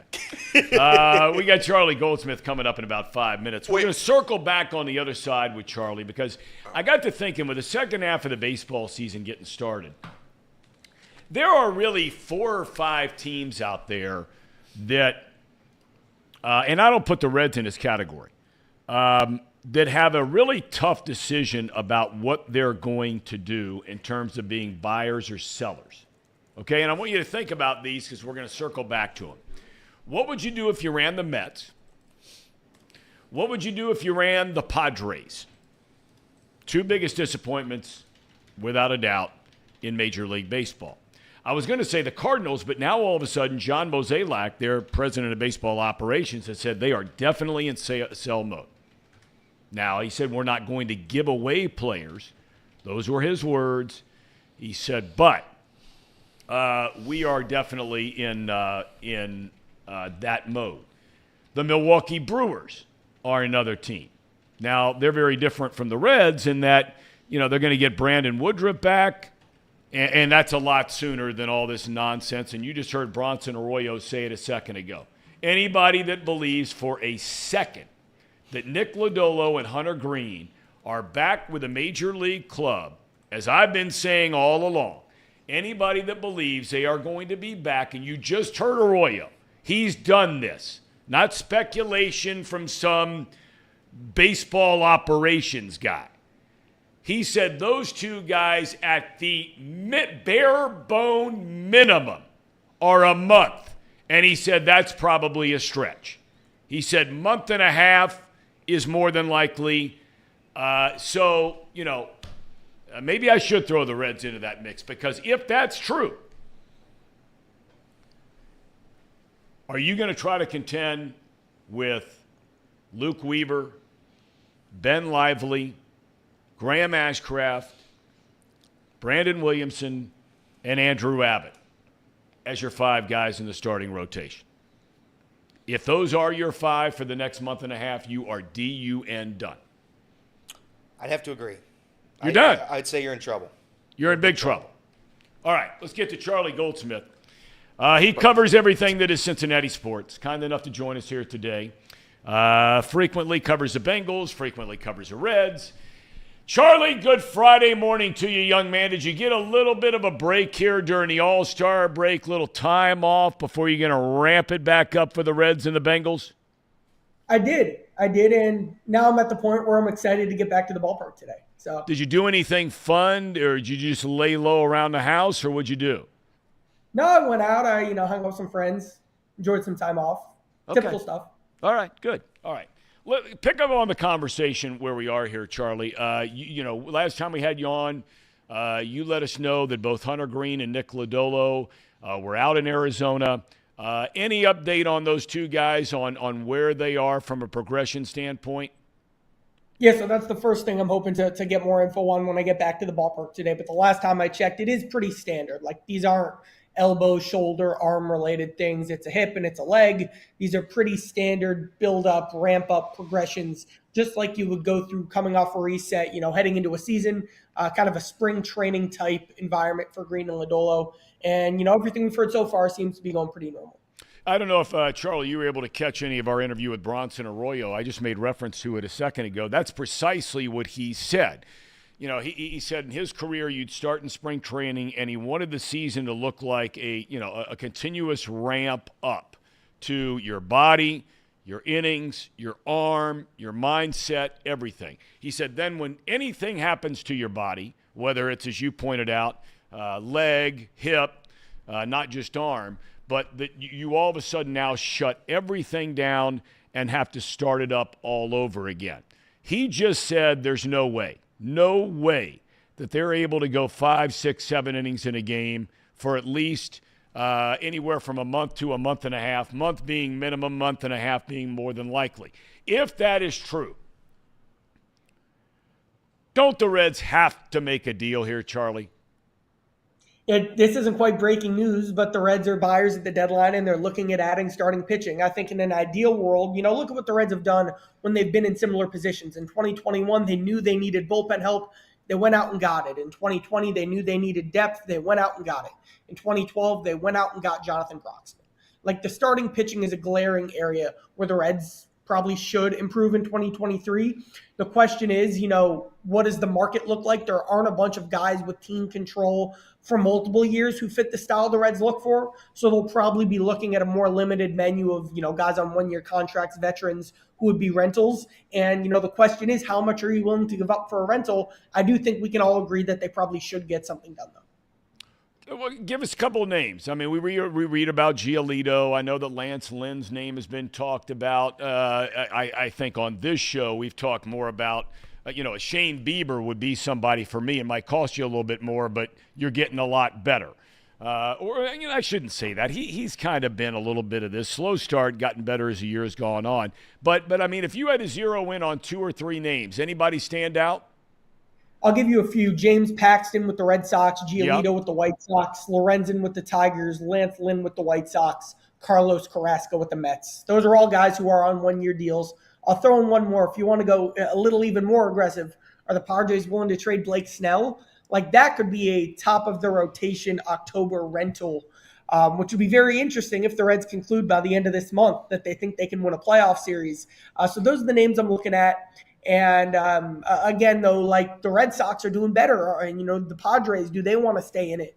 The Mets, do they want to make one more push before they look to sell? So kind of the bigger question is, which teams are the true sellers? Do any more sellers emerge between now and the trade deadline? And any more kind of surprise guys from teams who we might not be thinking about? John Mozeliak, the president of baseball operations for the Cardinals, came out and said that they're in sell mode. He said that already. Jordan Montgomery, is a guy who's been around for a long time. He's done a nice job for them, but he's 31. Okay, he's having a good year. He's a free agent at the end of the year. Jack Flaherty was a guy that everybody thought was going to be this great big star. And when he's healthy, he's got good stuff. This year, he is not having a very good year coming back from injury. There's no way the Cardinals would trade Flaherty to the Reds, would they? Yeah, so first, Montgomery, he left his last start with a hamstring injury. So that's one of the big questions. Now, the Cardinals, where are they at from an injury perspective? How much do they even value with, Wainwright on the IL as well? Do they just need starting pitching to get through the season with a guy like Flaherty? But sure, he's a guy I'd have on that list. To answer your question, yes, because the Cardinals last year traded, I know, Oviedo to the Pirates. I believe they got reliever Chris Stratton back. The Pirates have actually ended up being the big winners of that trade because Oviedo has been the number 3 starter in Pittsburgh. But the Cardinals do have a track record of trading in the division. Okay, let's talk about now. Expectations are different. They've done a 180 since where this season started. Even after a month in the season when they were 7-15. Now all of a sudden, they're the leaders in the division. They've brought up this core of young players that have just been simply fantastic. And David Bell has certainly done an excellent job. We talked about this yesterday. The culture of the team, just the whole vibe of the team. It helps to have good players, and he's got a lot more good players than he started the season with. But now things will start to come under the microscope a little bit. We spent a lot of time, Charlie, on this show yesterday talking about this Jonathan India in the 3-hole thing. And you know all about it. You know all the numbers. They are not good. Now that you're starting the second half of the season, would you suspect that we start to see Bell really start to zero in and tinker around with making some, if not subtle changes, some not so subtle changes? The word tinker, I think the Reds have more than ever. David Bella has prioritized lineup consistency. So I do think if they make a change, it would have to be like a real change. And I do think that there are conversations about a real change, including involving India in the 3-hole. I will say though, like the underlying numbers, like India is basically the exact same hitter he was as a rookie when, he would have been an all-star if, you take out those first 2 months of the season when he was still adjusting to MLB. So there are good signs from India. He has a better OPS last time I checked than Dansby Swanson and Willie Adames. Like, it's not like he's been a hole in the middle of the lineup. But obviously on paper, Spencer Steer's been the better hitter. I do think there are conversations about what the shape of the lineup's going to look like. But I do think this is the most important thing too. The biggest lineup change I'd want to make right now is I would want to make sure teams don't bring in lefties to face Ellie De La Cruz. I would want to give him more right-handed support behind him with a guy like Steer, or if they called up Strand or someone like that, Stevenson. That would be the big change I would make. That's more of a concern for me than what India is giving them in the 3-hole right now. Well, I made the comment yesterday. For me, here you're going to see 3 straight right-handers in this series. And look, I know it's a very small sample size, and if you take out really 3 or 4 games, Votto has been less than good. But in those 4 or 5 games, that's probably more accurate. He's been off the charts, including the most recent series in Milwaukee. Big-time series, big-time player shows up. For me, in this series, Votto's got to hit third. I hadn't quite considered. So you get back to this too. Like, if Votto's hitting third, then De La Cruz is hitting fourth, then you're really pigeonholing yourself with left-right matchups. Then you just put in, especially a versatile, deep bullpen like the Brewers, you bring in a lefty to face Votto, you're probably then pitch-hitting Newman in that situation. Then you have a lefty against De La Cruz, and you probably don't want to have 3 straight lefties, so then you have, like, Fraley further down the lineup, and then you're moving one of your best hitters against righties further down the lineup. So again, like when you look at the overall lineup math, I do really want to look at those left-right matchups with what they have now at least. Like if they do put in a lefty to face De La Cruz, then you have the righty pitch hitters off the bench, your Newmans and your Senzels to replace directly. You have it goes Fraley, Votto, so you can get them in right away. So you do have that going for you now. But if Votto hits third, that makes it even harder to kind of set it up to get Ellie, who is their most talented hitter, in his best position to be successful. Yeah, but they've proven already they'll hit for Votto. Really, you would eliminate that. And again, it all depends on the situation and where are you in the game and what's the score and who's on base, blah, blah, blah, how many out. We know all that. But they've hit for Votto. They haven't hit for De La Cruz as a right-handed batter yet. That might be coming down the road. You mentioned the name Christian Encarnacion Strand. The Reds are still carrying 3 catchers. Stevenson is not having a good offensive year, at least not the year we thought he would have. And in fairness, he's coming all the way back from the broken clavicle and all that, or broken collarbone, all that kind of thing last year. How long do you think they keep Strand in the minor leagues? Well, it's all about like how aggressive and how much of a push you're willing to take. Strand is ready. They could call him up right now. What's the best thing for his development? Is it giving him everyday playing time in AAA and letting him have that whole experience and continue to build on, everything he's working on, the walks, the chasing, all that stuff? Or is it bringing him up to the big leagues, and his role in the big leagues, maybe it's he would start every day against lefties, but he only starts 6 or 7 out of 10 days against right-handed pitchers, and he's also a guy you're, mixing and matching with matchups with over the course of a game. How willing are you to put a top prospect in that type of role, and how much of an impact does that have on his overall development? I think at some point you'll get there. Like, I know Jose Barrero hasn't panned out, but in 2021, he was their top prospect in the minor league player of the year in the organization. And in 2021, they called him up in mid-August to play that exact role. So I think it would make sense, give him a little bit more of a runway before you put him into more of a short-term win-now role. But if there's an injury at a position he could cover, I think he'd be ready to be a full-time starter today. Okay. So, here you go. This is what you hope for with any team that whatever, team you're a fan of. I mean, These are big-time games starting tonight, Charlie. I mean, you can make an argument every one of them is going to be a big-time game because you don't want to stub your toe against the fill-in-the-blank, right?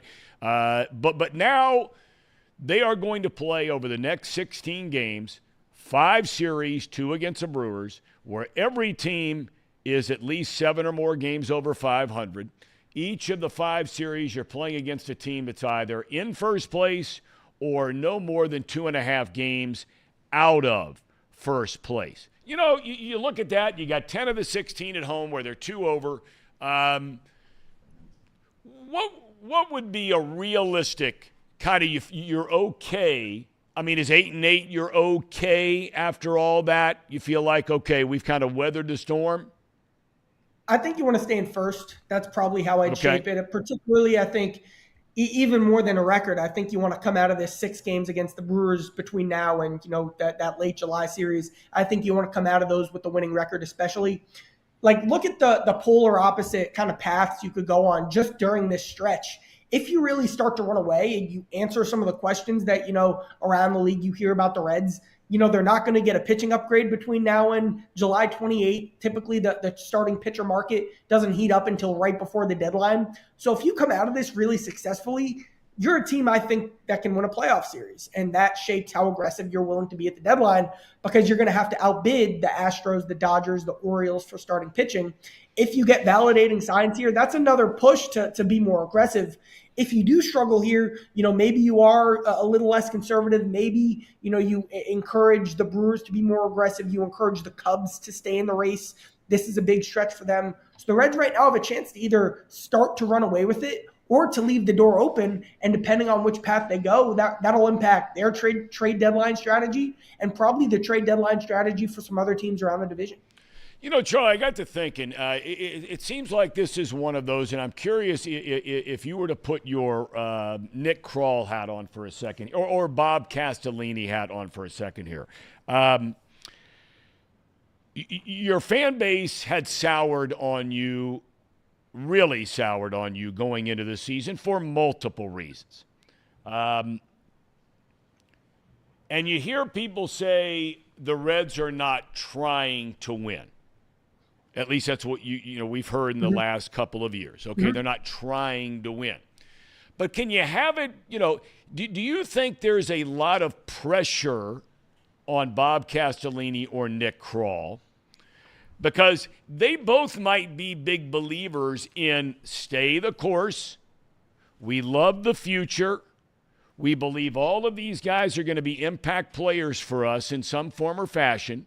And let's just kind of, with what we have, let's stay with it, knowing what's behind it. Or if you do that and you don't win, right, then all of a sudden people are going to scream from the rafters, well, you didn't try to win, you didn't go out and make a deal. Well, the flip side of all that is that, you know, it seems like you can't have it both ways. You can't scream at the franchise for not trying to win and then at the same time say, no, I got to sit back and just let all these young guys come up and not make a deal for anybody, right? I think the big question is how much money are they willing to spend? You know, you talk about trying to win, really that's investing to win. And the more you invest, the more you're able to play these parallel paths at the same time. If you're willing to take all of Lance Lynn's salary for this season, I bet you'd only have to send out a C-tier prospect as opposed to a B-tier prospect.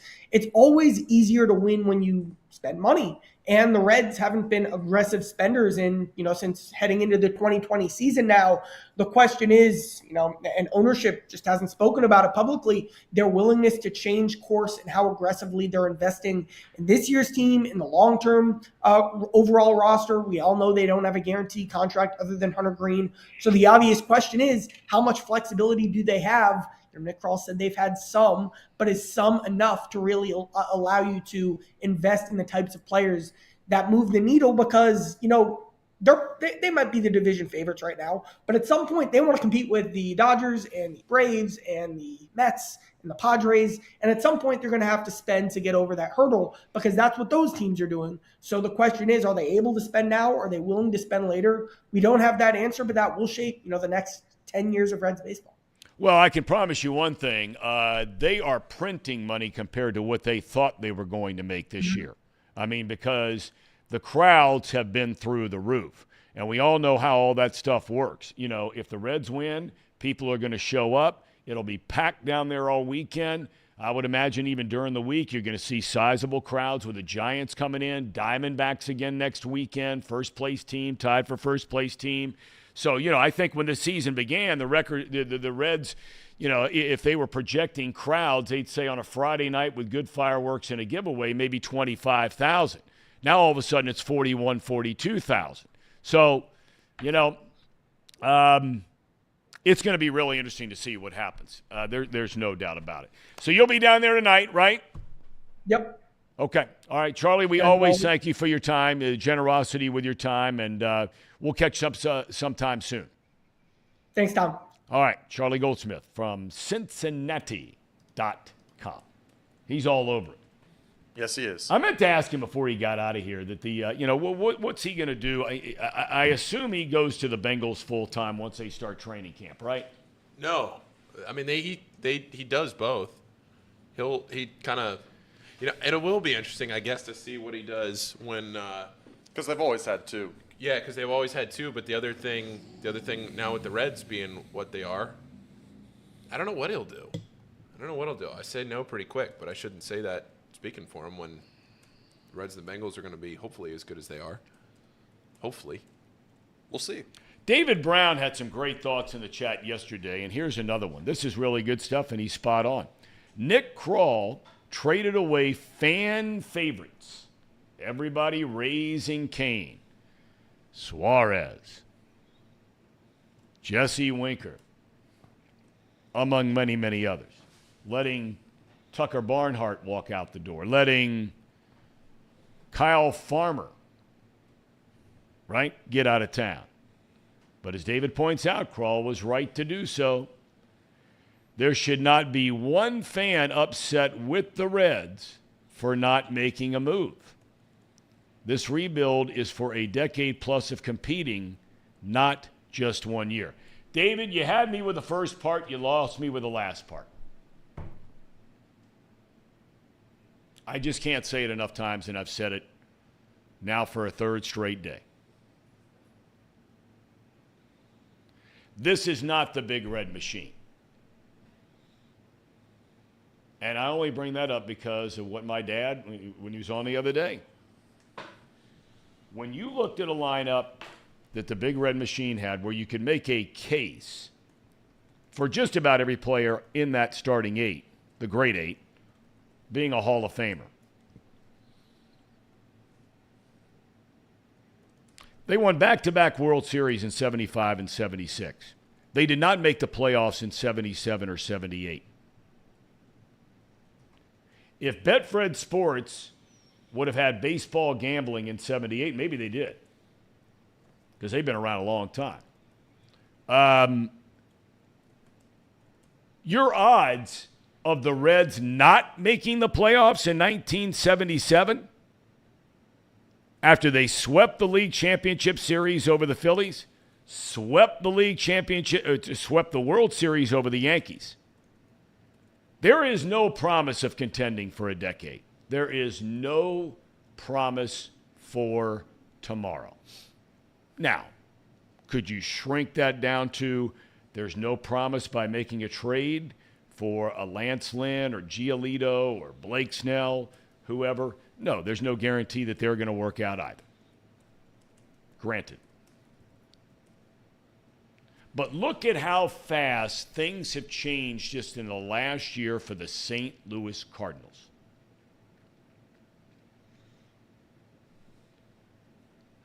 When the season started, everybody and his brother picking the Cardinals to win the division. They got league MVPs on the corners, and Arenado and Goldsmith. They've got mixing up Charlie with Paul. They've got all these young players that showed some signs at the end of last year, banking on these young guys stepping up and being great this year. Their starting rotation looks solid. Bullpen looks solid. And they have flat out stunk. So I'm a big believer that now is the time. You've got to go do something, especially even more so after we just heard Bronson Arroyo talk about Lodolo and Green. You heard Bronson Arroyo say, scoring 5, 6, 7 a night, it ain't going to happen over the back half. Not going to happen every night. I mean, David points out they lost Gullett to free agent and traded Perez. You still had everybody and his brother on that team. I mean, come on. Come on. Come on. Okay, so, walking hand in hand with what Charlie was just talking about is where I was going before we brought Charlie in. Pay attention to not only the Reds, Brewers, and the Reds, Giants, and the Reds, Diamondbacks, then the Reds, Dodgers, then the Reds, Brewers. Those are the series coming up. Start paying really close attention now, because the Cardinals are the only ones that have come out and said, we are in sell mode. Mets are spending $375 million on their payroll? Something like that. Right. Padres are, 70, 80 million less than that. Both of them well under 500. Both of them 8.5 to 9.5 games back just in the final wild card spot. Those are the teams you want to start keeping an eye on. What about the Cubbies? Because you talk about a team now with some pieces people are going to want. Stroman, Steele, right? Yep. I mean, they got some pitchers people will want. So if I had to pick a top 3 team, and I'm not going to include Seattle, and I'm not going to include Boston. I just think that with the Mets and with the Padres and with who was the third one I just said? I drew a blank. Mets and the Padres and the Cubs. I think you have really keep an eye on those guys and where they're going.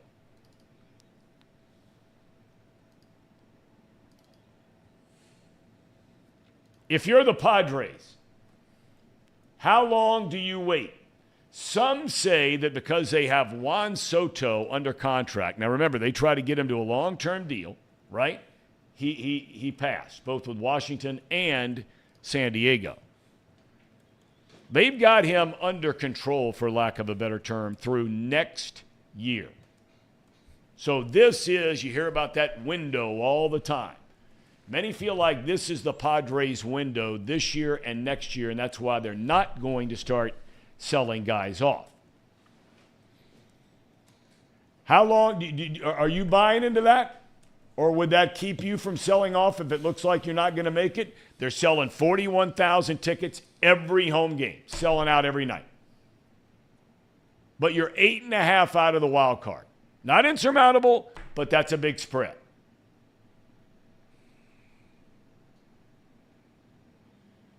Yeah, that's a lot of games. It's a lot of games.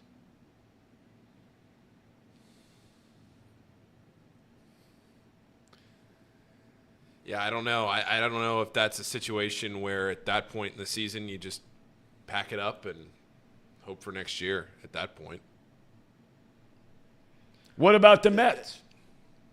And Mets, Padres. I mean, both those teams are kind of screwed, if you ask me. I mean, you have so much payroll on both those teams, and they're both below, 8 games?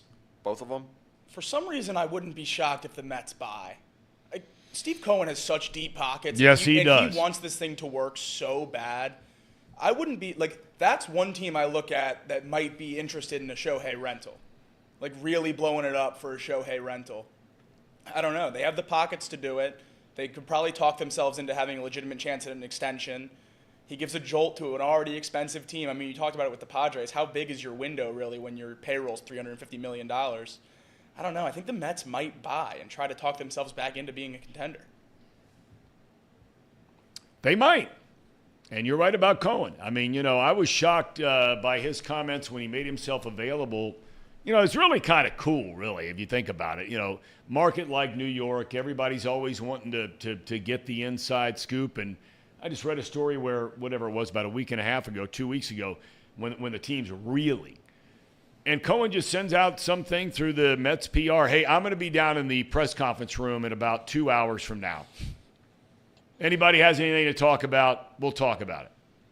And he sits there and answers every single question, never apologizes for what he's spending, nor should he. And just said, look, that's not my management style, is to start firing people and getting rid of a bunch of people. Because the number one question is, you going to do anything? You going to fire the general manager? You going to fire Buck Showalter? What are you going to do? He's like, no, we're good. Ronnie says, no San Diego fans on here who give us stuff. Ronnie, the Reds might be in the market to try and get, you just heard Charlie say it, to try and get a Blake Snell or somebody like that in the San Diego rotation. So it is worth having the conversation a little bit here about, or else we just go on and on and on and on and on and on and on about what the Reds are going to do. Again, David brings up, and I highly respect his opinions on here. They're very good. David says, trading top-level prospects to win a bad division isn't smart baseball moves for a small market team, especially when they're going against the Braves and the Dodgers. I got to tell you, David, there's nothing that scares me about the Reds playing the Dodgers in a playoff series if they played today. With their current roster, yeah. I'm still a little bit scared. I would say home field advantage would be crucial for that. But I do think the Reds are capable of beating every single team in Major League Baseball at this second. At this second, there's not one team I'm scared. The Rays, I guess, would be up there, and I think the Braves would win in a 7-game series. But I do think the Dodgers are beatable, certainly. Yeah, I mean, they've had at least 4/5, if not all 5 of their starters since the season began on the injured list. And they're still there. Dodgers are not unbeatable by any means. Atlanta, like you said, their starting pitching is better than the Reds. And one of the few teams in baseball whose offense is better than the Reds. Reds are one of the top scoring teams in Major League Baseball. Atlanta has a better offense than the Reds, and they're much better on defense. But I look at these other teams. I mean, it's not that you don't respect what they can do. The Reds could beat anybody. They could lose to anybody, right? I mean, Arizona, we haven't seen Arizona all year long. Now, they've been, slumping a bit here lately, but they're in a tie for first place to begin the second half of the season with the Dodgers. We're going to see the Giants, who are 2.5 back, that have done a total makeover of their team since the season started. I mean, you talk about a team that's brought up a bunch of young players. They've brought up more young players than the Reds have brought up this year that are playing every single day. They're going to be a team to keep an eye on. And we'll look forward to seeing them this Monday night at Chatterbox Night. Monday night, $100, 4 pieces of merch, 2 beers, a full buffet, ticket to the game, $100. Chatterboxsports.com. Linked in the chat in about 10 seconds. Code CBOX. Code CBOX. Can't beat that package, Tom. You really can't. No, you can't. And for those of you who weren't with us earlier, I'm assuming most of you here in the chat that are with us here today, PB's Ghost and Nick Mormon and Ronnie Smith, and many, many others. Obviously, Sir Boy Wonder, we know he's going. Alex Wallace. Alex wants to know, when are the shirts going to be ready? Do we know the answer to that? That would be a Trace question if Trace is listening to the show in the chat. I do not know. And what are we doing about the tickets? Do we know that? Those should be available on your MLB Ballpark app today, was what Trace told us yesterday. I don't know if that's still a thing, but as of yesterday, that was what we were told, that on Friday, all tickets should be available in your MLB Ballpark app when you filled out your ticket application. that you gave your email, and that's all in there. Sean says shirts will be ready today. So do we They'll be mail mailed those today. out, or how does that work? I would presume they get mailed out at some point today. Okay. I would presume that's what that meant. Sir Boy Wonder will not leave this topic alone. It has nothing to do with sports, although it does have something to do with being at a sporting event. That would be the Sky Rosa. Casey, Yeah. you have actually had a Sky Rosa. Yeah, I've shared Sir Boy and I have both had a Sky Rosa together at the Reds game. And let me tell you, it's not that bad, Tom. It's really not. It's actually But surprisingly why would you, and again, for those of you that don't know, and we've talked about this on the show before, but I actually heard how you do it today. So you get a piece of La Rosa's pizza. Yeah. You buy a cheese coney, right? You sit the cheese coney inside of the piece of pizza. You fold up around the Sky coney, the coney, the piece of pizza, and then you eat it together.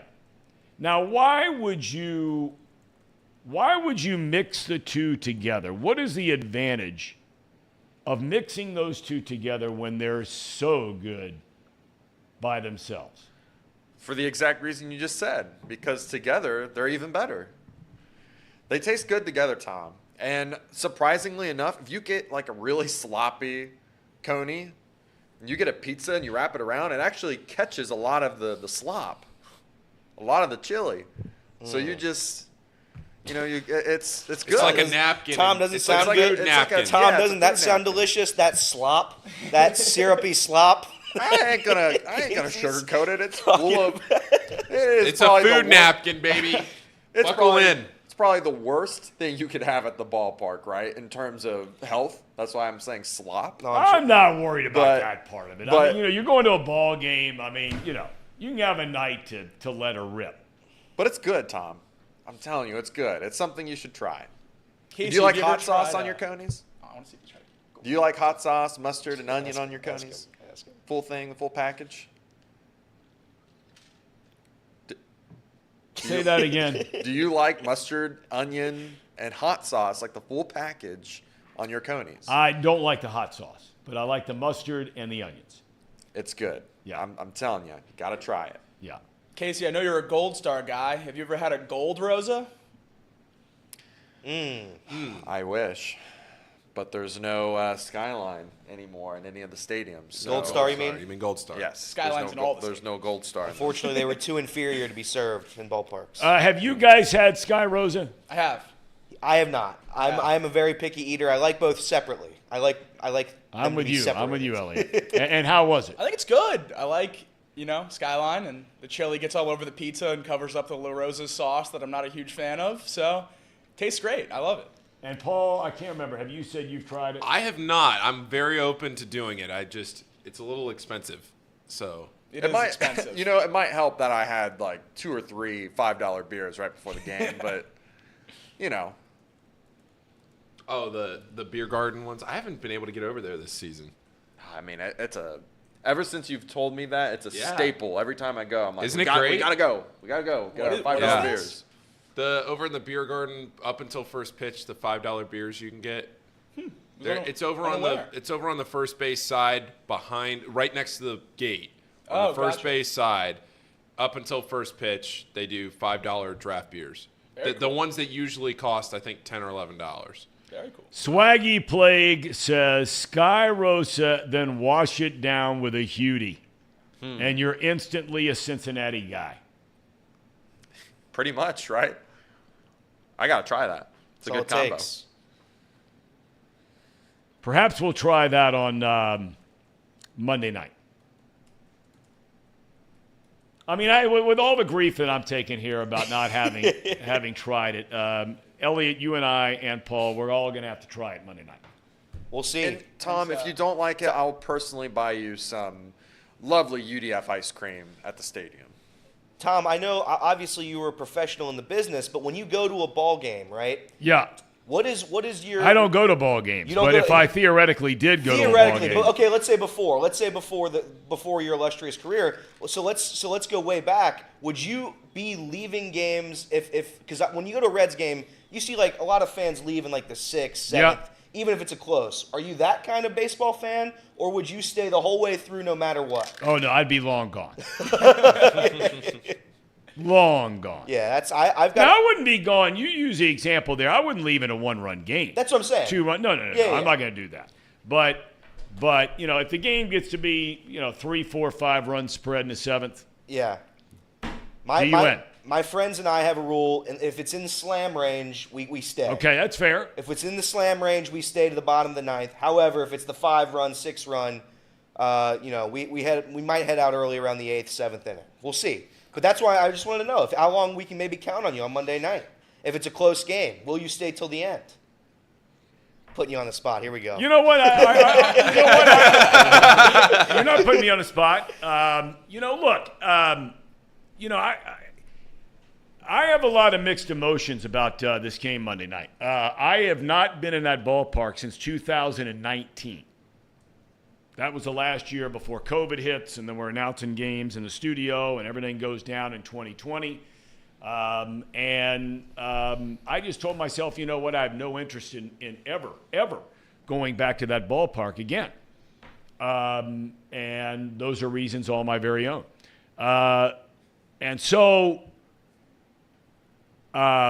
Trace Fowler gave me this opportunity to start working again, to do something again.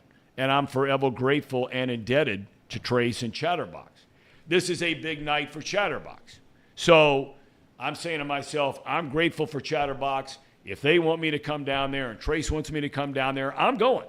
Because they've been great to me, and I'm really thankful and so forth. But I'm a little apprehension about going. Well, I think we're all excited to have you down there. Well, I appreciate it. I think that's going to be very, very fun. So I'm looking forward to it. And, yes, I will tell you right now, if it's a tight game, I'm there to the end. Okay. Done all deal. Right. On the record with that. On the record. On the record with that. Yeah. It's not very, very big of me, Mr. Moth. I don't know if you're being facetious or not. It's not. And I knew when I said that it would come across that way. I don't think it did. I hope not, because I didn't mean it that way at all. Wait, Tom, did you, in 2020, I forget, the games that you were doing of the home games, because I know the away games you didn't travel, but the home games, were you not doing those out of the booth? You guys did that? You know what? You're right. We were. I forgot. I'm not trying to correct you. You're I'm just right. curious. So it's 2020. You're right. I was just curious. I forgot all about that. Yeah. You know what? No. No, the radio guys did it from the ballpark. You did all of them out of the Bally studio?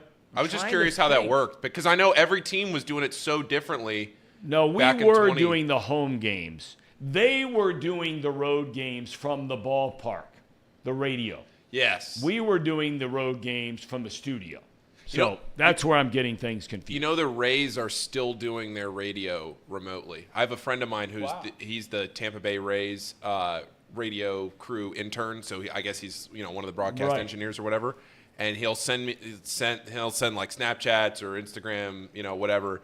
And it'll be a totally dark Tropicana field, and I'm trying to figure out what's going on, and then I realize he's sitting in the press box, and behind him is the pitch black field, and they're sitting in the press box with like 4 TVs on calling the game. It's crazy. I think that's terrible. In 2023, that's crazy. I think that's horrible. That's crazy. What would be a reason? It just takes so much away from the broadcast. Right. It takes every real raw emotion away from that broadcast. If you do it that way. You know what it all comes down to, Elliot. I know it does. Money. But it's just a disservice to the fans. It's a disservice to everybody. It's a disservice to the product. It's a disservice to the announcers. Yeah. It's a disservice, like you said, to your fans.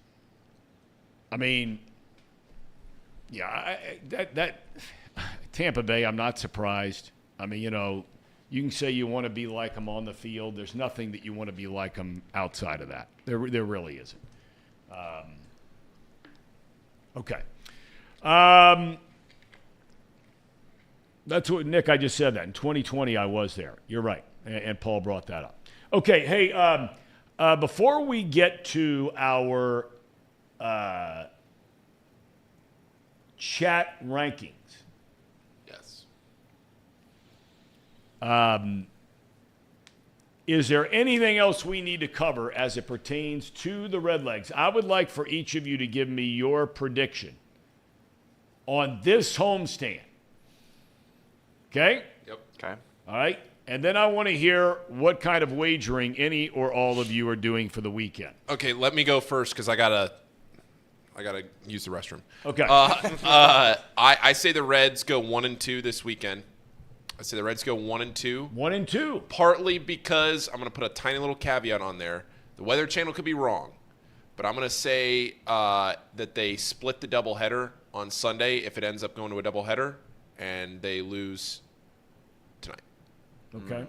Casey? I think this is the turning point, right? I think this is where they turn the next page and saying, all right, we're here. We're ready. And I think they're going to go 2-1 in this series. Much like what Paul just said, if it goes to a doubleheader, I think they split that. I think they win tonight. Here's the thing. I want to make this very clear. Teams that struggle, like we talked about this earlier in the week, Milwaukee has had the Reds' number for a long time. A long time. Just because Milwaukee has the Reds' number, and if the Reds were to go 1-2, like ideally the Reds sweep this series. They're up 4 games. You know, they put some pressure on the Brewers at the deadline. But just because the Reds go 1-2 this weekend, if that was to happen, hopefully it doesn't. Hopefully the Reds win all 3. But even if they do, they only play them 3 more times in the rest of the season. And the Reds have played pretty darn well against the rest of the league, and Milwaukee has not. Milwaukee got swept by the Oakland Athletics. That's right. So don't freak out. You know, everybody wants to make such a big deal. I'm sorry if I'm downplaying this and pouring water on this weekend. I'm sorry. But everybody wants to make such a big deal about, is this the biggest series? Is this the biggest series? It's not. It's baseball. It's another series. It's a little bit bigger because it's against the NL Central and the Brewers, but you only play them 3 more times, and this series is happening on July 14th. This is not the end of the season when the Reds are up a game and they're playing for the division title against the Brewers on October 1st, 2nd, and 3rd, or whatever their last series is, where they have to win 2 games to win the NL Central. They have plenty of time to figure things out if the Reds go 1-2 this weekend. Ideally, they go 2-1 or win the series. But don't freak out. Don't freak out if they leave this series tied for the NL Central lead. The Reds will be okay. I firmly believe they win this division. Okay. Yeah. And, I'm only saying 2-1 because I think I see a pattern here of just Cincinnati sports teams. I hate to do that, but Bengals back in their Super Bowl run, they go to visit Baltimore, and they blow them out of the water. And that was a marquee game, and it was a marquee matchup for the remainder of the season that was like, we're here. We're legit. To me, but if they win this series, I think that is a legit, like, we're here moment. You're right, but that could also happen in Milwaukee in 2 weeks. Oh, no, I don't disagree with that. You know, I don't think that means that if they don't win this series, I don't think that means that anything negative. Okay. I don't think that. But I do think if they win this series, I do think that it is a we're here moment. Okay. Paul, go to the restroom so we can get you out of here, please. I'd say I am a little bit concerned. The Reds were the hottest team in baseball coming into that Milwaukee series in Milwaukee. I think it's kind of cooled them off. I'm hoping that's not the case. But with the history of Cincinnati, I do think they come out slow, unfortunately. I think they lose the series. So they win a game. They win tomorrow on Abbott Day. But they'll lose the other 2. I just think I think the way this team is going, the way this franchise has been for the past 25 years, unfortunately, they don't come out in the big moments. Now, again, this season has changed all of that, all the expectations. They're finding ways to win that the Cincinnati Reds in my lifetime have never found a way to win. They're walking off. They're scoring 3 in the 9th when all hope is lost. They're down 5 runs, multiple games in a 11-game winning streak. There are things that this team is doing that are so improbable that you have to just believe in them. However, I think the Brewers have had our number. I think this series is – I do think it's I disagree with Paul. I think it's a massive series. You have to keep the lead of the division. You have to keep pace. I just don't think the Reds will do it. I don't think they'll do it. Yeah, I hate to agree with these guys, I guess other than Casey, but I don't think we're going to win the series. Corbin Burns has just mowed down the Reds every time he's played us for it feels like forever. So, I mean, Ashcraft's been great his last 2 starts, but we know what he can do if he doesn't have it. Yep. So that obviously scares me tonight. And like Elliot said, we never seem to come out of breaks or come into big series and, actually play well. But I agree with Paul. I don't think it's the end of the world if we lose this series. No. But the bigger picture, we have 10 games at home here. I think we win that stretch. I think at worst we're 6-4 in that 10-game stretch. I think we're going to win. Okay, so help me now. If based on what you're saying is you lose 2 out of 3, right. It's 10 games, so you'd have 7 left. Right. 3-1 to be against plus San 500. Right. And then 2-1 against Arizona is my guess. Okay. So that's 6-4. I do have one thing to say about all that is at what point do we start saying this team's different than previous times? When because they show us. we're making comparisons to past Reds teams. This is clearly not. Well, you do it with the Bengals. When I told you the Super Bowl was old news, you told me all about, you'd always hearken back to the Super Bowl. Yeah, but that's success. This is not. That's comparing success to success. This is not comparing success to success. This is. Their most recent series, they went into Milwaukee and laid an egg. That's this current team. That's this current roster. Yeah, but you were just saying that they always come out of breaks slow, that they always play the Brewers badly. Right. And yes, they've played the Brewers just this last few days badly, but that doesn't mean that they're going to play bad this time. That's all. That's all. Well, I'm that's trying to right. say. And you've got a bunch of young players that have never been in this spot before. So I get what you're saying. I think that's a fair point. Very fair point. See, when I look at this thing, tomorrow is a key day because you got to understand now, the Reds have sold a ton of tickets for this game tomorrow. Probably a sellout. It's a Reds Hall of Fame induction tomorrow on the field. Okay? They are going to wait and wait and wait and wait and wait and wait and wait to call that game off. Unless they do something they just never do. And that's call it off like right away. Chance of rain is like 60 to 70%, but they've been saying that for 2.5 weeks and we barely ever get any rain. I mean, they were calling last weekend for it to rain all day, every day. I don't think it rained for 20 minutes total the whole weekend. So they're going to wait around. And when I say tomorrow is a key, because I think Ashcraft pitches well tonight. Burns is really good, okay? But tomorrow, if they wait around and then all of a sudden Abbott gets loose and for some reason they have to shut the game down for a while and then make that decision, are they bringing him back or that kind of thing, now you get into the serious danger zone. I like their chances of winning 2 out of 3 this weekend because I think Abbott's going to bounce back, and I think Sunday Lively is going to be fine. Hauser can be really good, and he can, and the Reds just got something about him that I like a lot. But if they lose a start from Abbott, and you're spot on if it goes to a doubleheader. If they go to a doubleheader, they're losing 2 out of 3. If they start the game and play the game without an interruption in the game on Saturday, I think the Reds win 2 out of 3, and I think Abbott pitches well. Okay, we're down to our final 12 minutes. Are we ready for the chat rankings? We are. I have my list. Show the picture first. Yeah, I have a cherry on top. We got a cherry on top. All right, let's see it. Kind of a 2-part cherry on top. Usually on Friday, the cherry on top is the chat power rankings, but we had Lure Up back in the chat today. He hasn't been in the chat in a long time. Here's Lure Up. Check out this one. He's in Tennessee right now. Oh, my gosh. This is Casey. He's striper fishing right now. This is Casey's dad, for those who don't know, who are new to the show. Oh, my gosh. This almost hit a personal best for him. Off by like an inch and off by like half a pound or something. How much is that? 20-something, 30-something? I want to say it's probably like 30. Yeah. Upper 30s. Wow. Lure Up. Yeah, look at him. Big old thing. And for other people that don't know, Casey, if you put the camera on Tom right here. Yeah.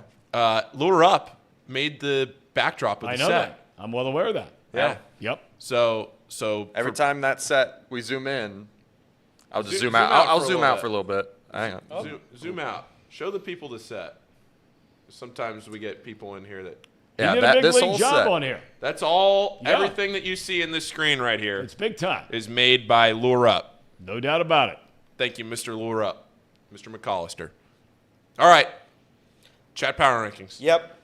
Casey, I don't think I put the graphics in for the chat power. Wait a minute, let me interrupt real quick Yeah. to make sure this isn't a trend in the McCollister household. Okay. Because this is a legitimate question. Okay. He did throw it back, right?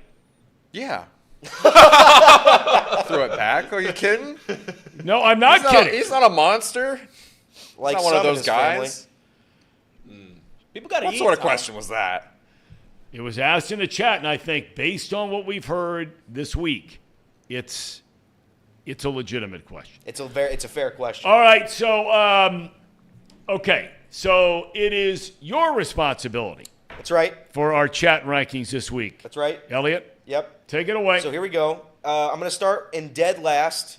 And Dead last. Is that a new last. category? Yeah, Out of everyone? That's a new one. Dead last out of every person. Where are these graphics? They're not there. Okay. I couldn't find Didn't them even on put thing. the effort in. Didn't even put the graphics in. Well, we're going to go old school. Okay. Audio only. So here we go. In dead last, we have Chad. Chad, sorry, pal. You stink. And you're in dead last. What? Can you say why? Well, yeah. Because we have a few extra minutes for the chat today, Okay. so why are you down on him? He just comes at me. He just comes at me for no reason. He and Casey are a little tag team over there, and they try to remove people unjustly from the chat all the time. It's just buzzed, Elliot. It's a sad day. It's a sad Chad, sad day when Chad. You're getting buzzed. Just I'm let getting you know. buzzed? Yeah. What do you mean I'm getting buzzed? I'm buzzing he you can't- out. The he can't. timer buzzer, Elliot. Oh, all right. Casey Bad timed you take. out on that take. I'm just trying to scroll Move back on. here, Elliot, and see where Chad has come after you. I'm having a hard time Well, finding It's it. probably banned it's Chad. probably too far back. Elliot banned It's Chad. too far back, Tom. All right, number 5. Number 5, we're going PB's Ghost. PB is an institution. This guy is great. This guy is a leader of men. Every day he's singing weird songs in the chat. I love him. He brings the energy.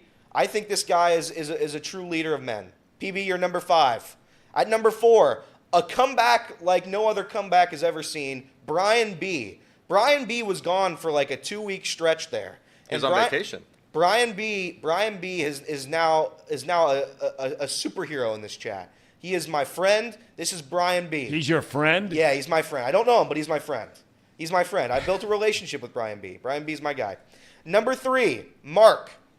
I think Mark is newer. Mark? Mark Mark is Fetters. Mark Fetters? Oh, Mark Yeah. Fetters. Wow. Yeah, I think this. I really like this guy. I think he contributes to the chat in a wholesome manner. I think he's great. I think this guy is going to be with us for a long time now. I love talking to him in the chat. Number 3. Number 2, Sir Boy. If there was ever a great man, if there No was question. if there was ever a leader, if there was ever someone you wanted to pick up your sword for, it's Sir Boy Wonder. Sir Boy is my guy. This guy I would live with. If Sir Boy asked me to roommate with him, I'd move in with Sir Boy, and I would be his friend forever. Sir Boy, I love you. Number 1. Look at this zoom in. I think that's called the rule of thirds there in art school is when I'm on the corner. Photography class. Well, Yeah. So keep going. yeah. Keep Okay. going. Should I continue speaking? Yeah, Casey? keep speaking. It's audio version, right? Number 1. Number 1, Mouse Cop. Mouse Cop. Wow. Mouse Cop is great. He's great, Tom. You know, he keeps this chat in control. You know, there's a lot of people going, crazy some days.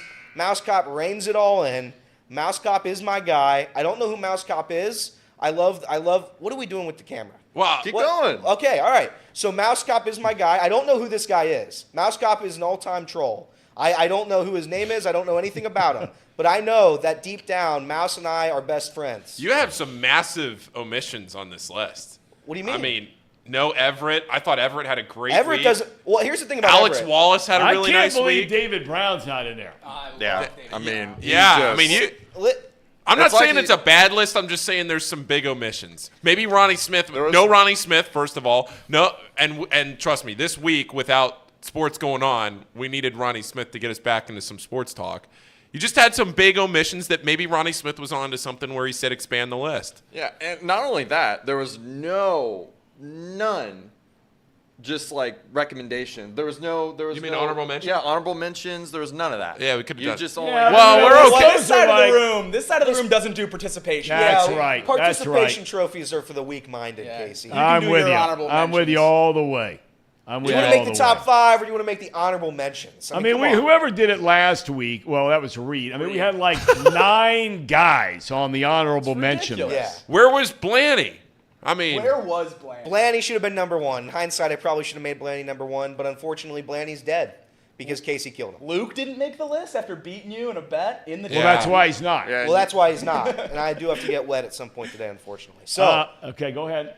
but I think that's a fair list. Next week, let's all try harder. Alex is my guy, Alex Wallace, but I feel like Alex has kind of been missing a little bit this week. I could be wrong, but I monitor this chat very closely. I feel like Alex has just been a little quieter than usual. Alex is still my guy. He's top 10, no doubt. No doubt. Evan Maurer, that's my guy. He doesn't stop tweeting. Evan might have, like, when his brain thinks of something, tweet. Just wake up, tweet. That's Evan, and I love Evan. Evan's my guy. He's the first to trade Jonathan India. I wouldn't trade Jonathan India yet, but Evan was the very first. He wanted to trade Jonathan India while he was still playing for Florida. That's where Evan was. But listen, we're all having fun. Sir Boy says me and Tom are shotgunning beers. Tom, Ain't happening. I can't rope you into that one. No. That's I fair. will drink a beer. Okay. Sir Boy will be drinking White Claws, but I will drink a beer with Sir Boy. Who was the guy that you said was last? Chad. Chad Waits. Chad Waits, friend of the program. Chad Waits. You know, the guy that was the leader of Nutcutter Nation, ELE, was a former number 1. Yeah, that guy. He in capital letters to follow Elliot's lead. He says absolutely terrible, and then Alex says joke list. Wow. This is tough, but listen, guys, you got to come to play. If you're not going to come to play, you're not going to make the list. There's no honorable mentions. There's no honorable losers. If you lose, you lose. And Chad, you lose. USA veteran yeah. retired. He says, everyone have a great weekend. Remember, everyone deployed and their families. God bless you all, and God bless the USA. USA veteran retired. We salute you as always. No, AJ Worse. AJ Worse has had a great couple of weeks. AJ Worse deserves some love. AJ, no. You have friends here. No, I'm your friend. yeah. AJ, I'm your friend. I'll go to war for you. Apparently not. Listen, Dude, you're going to war for everybody. I'll go to war for everybody in this chat except for Chad and sometimes Everett. Everett's kind of mean to me lately, but that's okay. You deal with the haters, Tom. I'm dealing with them. I'm dealing with these haters all day. And Chad, he says I don't drive a bug around. I don't drive it either. That's my mom's car. I like the top down on the highways. Am I crazy, Tom? That I like a little convertible action? I love it. Can I do the rankings next week? Yeah. All right. So Because Jacob will do it in 2 weeks, because 2 Fridays from now is Jacob's last day. Okay. So, Jacob, why don't you do in 2 weeks, just so you can kind of start thinking about it? All right. Your power rankings for the chat will be your, like, My whole time all-time. here? Like Summer your internship rankings. Your summer right. internship chat rankings. So, All who right. do you think has had the best summer? Sounds good. Yeah. That's in 2 weeks. Yeah. Okay. We got to make that one like a special list, like top 15 or something. Just top 15. Oh, so we're expanding the list. Well, you know now. what we no, could... just for Jacob's. I thought there was no participation. Well, what we could do reward. is... It's not a participation, Casey. Well, it's Casey. only top 5 or nothing. Well, no, what we not could do, expanding this list. what we could It's do, a list. what we could do is just add everybody, like just rank every consistent member of the chat and hope we don't forget anybody. I think that's a good call. I think that's what we do. That's your last task of the internship is ranking the chat. Everybody. All right. You rank the entire chat, and then the next 2 weeks you keep a note on your computer of everybody that you see come in here, so we don't forget anybody. Sounds good. I'm gonna need help crowdfunding some names here. I don't want to forget anyone. Well, that's what I'm saying. Yeah. We'll just You know create what? create a note. This is what we'll do. Everyone that's in the chat, go follow him on his Twitter. It's Jacob Tissett, right? Oh, let's go. There we go. Go Get him follow some him. followers. DM him, say that you want to be on the list, and he'll make it happen. And why you should be on the list. Wow. Give me a Yeah. reason. Pitch yourself. Oh, okay. There we go. All right.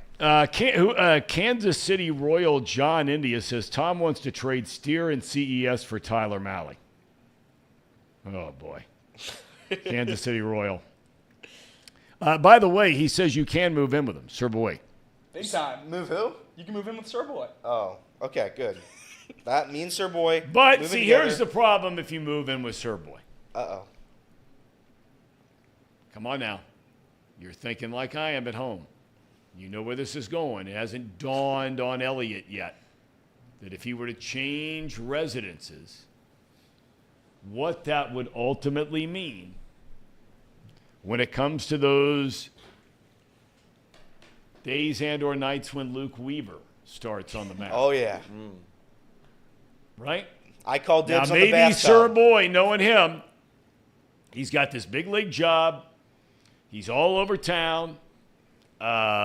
He might have a hot tub in the back. I bet he does. He might have bet an he in-ground does. swimming pool. He might have an above-ground swimming pool. He might have all the above, for Yep. all I know, right? Yep. So who knows? But as we leave you for the weekend, Casey, please pull this up. As we leave you for the weekend, Oh my God! even though Oh my he will God. not be, even though he will not be pitching this weekend, or at least he's not scheduled to pitch. One never knows. It looks like he's not scheduled for Casey. our night. What? I don't think he's scheduled for our night. I think unfortunately. he is going to be on the mound It's for Brandon our night. Williamson. Ronnie Brandon Smith Williamson. is all caps hoping we do not play this video. All right, Elliot, well, you're hosting Boxed Lunch. Yeah, Tom. I've taken over, and I'm going to host Box Lunch after you. It'll probably be an abbreviated show. You today. sound like Alexander Haig. You have taken over. You're Well, now I have. in charge. Well, I have, and that's what I'll Does do. anybody in here know who Alexander Haig is? Elliot laughed like he knew. No, but I was being. Do you friendly. guys have any idea who Alexander Haig is? No. Oh, my God, fellas. What in the hell do they teach you at these elitist schools? Well, All right. I went to public Okay. Okay. So, Casey, great Oh, job. I Have a see great now. weekend. Paulie, likewise. Elliot, good luck on the show. Have a great weekend. Jake, great weekend. Have fun at the game tonight. And look, what would it be leaving the show and making the transition into Box Lunch without Elliot on nights when Luke Weaver pitches? This is what you get, and more still to come. Have a great weekend. God bless everybody.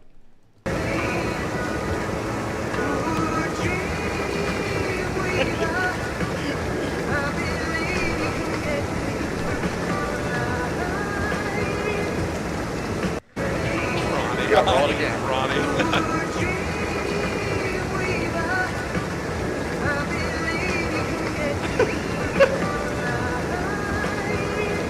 I must admit, I didn't think much of this show the first time I laid eyes on it. Seemed like a bunch of stiffs wasting nice The worst trade microphones. of all time happened back in 1803. Go ahead.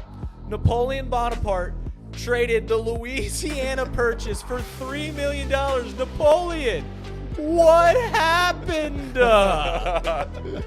Half the country for $3 million. You can't even get Tucker Barnhart for $3 Then million I came to realize anymore. these guys are funny. And Justin Fields have identical stats the last 5 weeks about throwing the football. This guy, okay, And folks, are is a some of the fidget best spinner. gamblers I've come to know. If you're betting on USC and or TCU, let it be known you are a square. TCU is going to hammer this team tomorrow night. And I hate to hear that. 'cause Tomorrow when we come back afternoon. in here on Monday, you're going to be happy as a lark because USC lost, but you're going to be wrong about TCU. Get ready for the most useless hour of your day. It's time for Boxed Lunch, presented by Betfred Sportsbook. Now, Casey, run that track.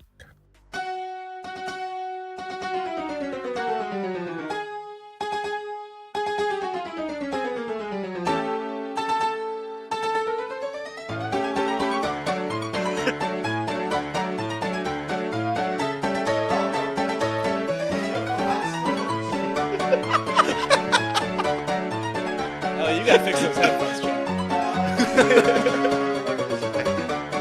Here, let me fix your microphone real quick. There you go. Wow. Thanks, Casey. That was special.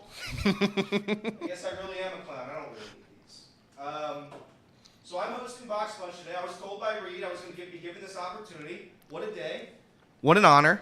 I'm joining the likes of Trace, of Paul, of Reed, of Casey, I'm sure. Casey, have you hosted this yet? I've never had the pleasure. Wow. Would you like to switch right now? I'll switch it right now. No. All right. Go ahead. You know what? Jacob, have you hosted? Jacob, have you hosted? I've not. Okay. All right. This is a special moment. This is, you know what this is? This was you winning Chatterbox Idol. This is what you were originally going to do right here. Yeah. This is what I was going to do. I think Let it be known that you won Chatterbox Idol. So breaking news. I applied for Chatterbox Idol, and it was going to be like an American Idol type ripoff. But what was going to happen is I was going to compete against other people, other contestants, and we were going to give like a 30-minute show, I think was the initial It was Box idea. Lunch. You were just going to host Box Lunch. I was going to host Box Lunch. It was going to be like a 30-minute show, and I was going to do my best. I had a whole bit planned. I had a thing where I was going to list like a top 10 things at the ballpark, and I was going to just rank them down. It was going to be very sarcastic in true Elliott fashion, but I was going to just make a mockery of the Great American Ballpark. And that was at a time when the Reds were supposed to be horrible. I would never do such a thing right now. But anyway, today, Box Lunch, great day. Great day to be alive, gentlemen. Last night, I went and saw a movie, Mission Impossible 8, I believe. What was the, it's part 1, Dead Reckoning. Part 1. It was a very good movie. And we'll get back into sports soon, Ronnie, if Ronnie's still there. I don't have the chat open. But I think the movie theater experience, I don't know if you guys have, I know Jacob's a big movie guy. Paul, you look like a guy who doesn't watch a movie. Casey, you're a big movie guy. What the hell was that? And I think the movie theater experience for me, like, it's so much better when it's like an action movie, but the crowd has to be behaved. I'm an old man when I get into a movie theater. Like, if people are on their phones, if they're like texting and the brightness is all the way up, if they have sounds playing. I had a guy yesterday that was just breathing loud. It's just like I can't sit in a movie theater with that. I'm just become so old where it's like I hate going to the movies now. I love it, but I hate it. I hate it so much. I couldn't agree more.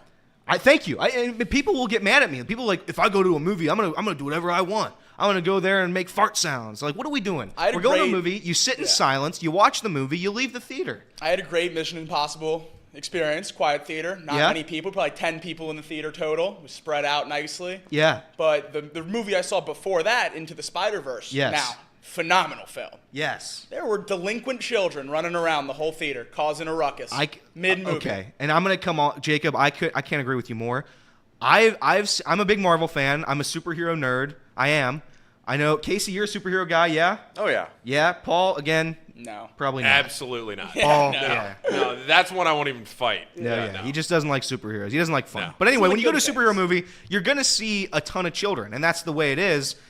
Unfortunately for the moviegoers, children are the loudest and most disruptive of them all. I only go to 11 o'clock or 10:30 showings now because I know kids are going to be there if you go earlier, and they're just going to start yelling and screaming and pooping everywhere. But what I found out at Western Hills Cinemark, shout out Western Hills Cinemark, no free ads. When I go to a 10:30 showing of a PG-13 or rated R superhero movie, people are still dragging their kids in. I've seen a newborn baby in a theater.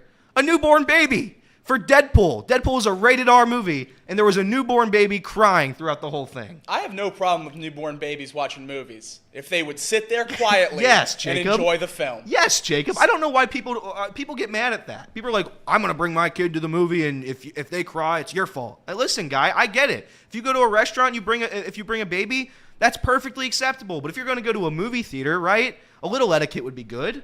Yeah, if you want to stand and scream, go to a sporting event. That's right. That's right. That's right. Yeah. I got yelled at a sporting event. Me, Zach, my buddy Zach, and our other buddy Alex, we were at a Reds game. And we were just having a conversation. We talk weird stuff. We talk nerd baseball stuff, favorite memories, favorite walk-offs. And we were having just a conversation. The lady in front of us, I'm not kidding, the lady in front of us turned around and said, "Can you guys please be quiet? You're giving me a headache." No. And at that point, Jacob, I don't know if you know this about me. I'm the biggest grudge guy of all time. If you get on my list, you do not come off that list, and I will treat you with disrespect that you treated me. I will match it. And this lady, so that was around the fourth inning, I think. I stood up with Zach and my buddy Alex. We stood up and started cheering as loud as we could. And to a point where there was a confrontation, her son showed up. Oh, her good. son looked at me and said, "Are you serious right now?" And we're like, "Yeah, we are serious, dude. You told us to be quiet while we were having a conversation." That was one of my favorite Reds games. But anyway, I just want to start the show off with my movie experience. It was a good movie. Paul, when was the last movie you saw in theaters? Top Gun last year. Okay, that's my point. And he made fun. He got mad at me for saying he's not a movie guy. He doesn't see movies. Well, that was my point. over a year. Over a year? That's crazy. What's worth it to see in the last I've year? probably seen close to 10 movies. Definitely double-digit movies since Top Gun. Oh, 100%. Air was a Very great. easily, yeah. Air was a great sports. Yeah, buddy, movie. it's on Netflix now. You guys somehow don't like Avatar, but the second Avatar Avatar is terrible. Me and my friends think that that's the worst take you guys have ever had in the world. It's not we've watched even that good clip. CGI. It's one of the best movies in recent memory. I love Avatar. The Avatar, the second one or the first one? The first one. The second one's not quite as good, but the second one's still very good. The second one's not good at all. Hating on Avatar is crazy. I respect Avatar. I just, like, if you look back at that first movie, I don't remember a character's name. Yeah. I don't remember the plot. I just remember the people were blue. But for the 3 hours you're watching it, you're having a good time. That's okay, and that's a 100% good take. If you're going to a movie theater and you're watching Avatar, it's a good experience. 100%. I saw it in theaters. It was. Did you? Yeah, it was. Okay. It was fine in theaters. The original Avatar was great during its time, but it's not really a great story. It's just a normal action movie, but it was so innovative at its time. It was just awesome to watch. It was fun to watch. Yeah, the movie theater experience is important to me. I think Tom Cruise has taken up that mantle where he's like, go to the theater, support the movies. Public service announcements before the. Yeah, I love it. I love that stuff, and I wish more people would go. But at the same time, unfortunately, I wish less people would go so I can have a quiet movie theater. Yeah, Paul just said the take that's ruining movies. It's coming out on Netflix in a month. Yeah. Well, movies aren't made to be watched on Netflix. Correct. Paul. That's a bad attitude. It's a bad attitude. That's a bad attitude. If it's a cartoon, I can almost understand it.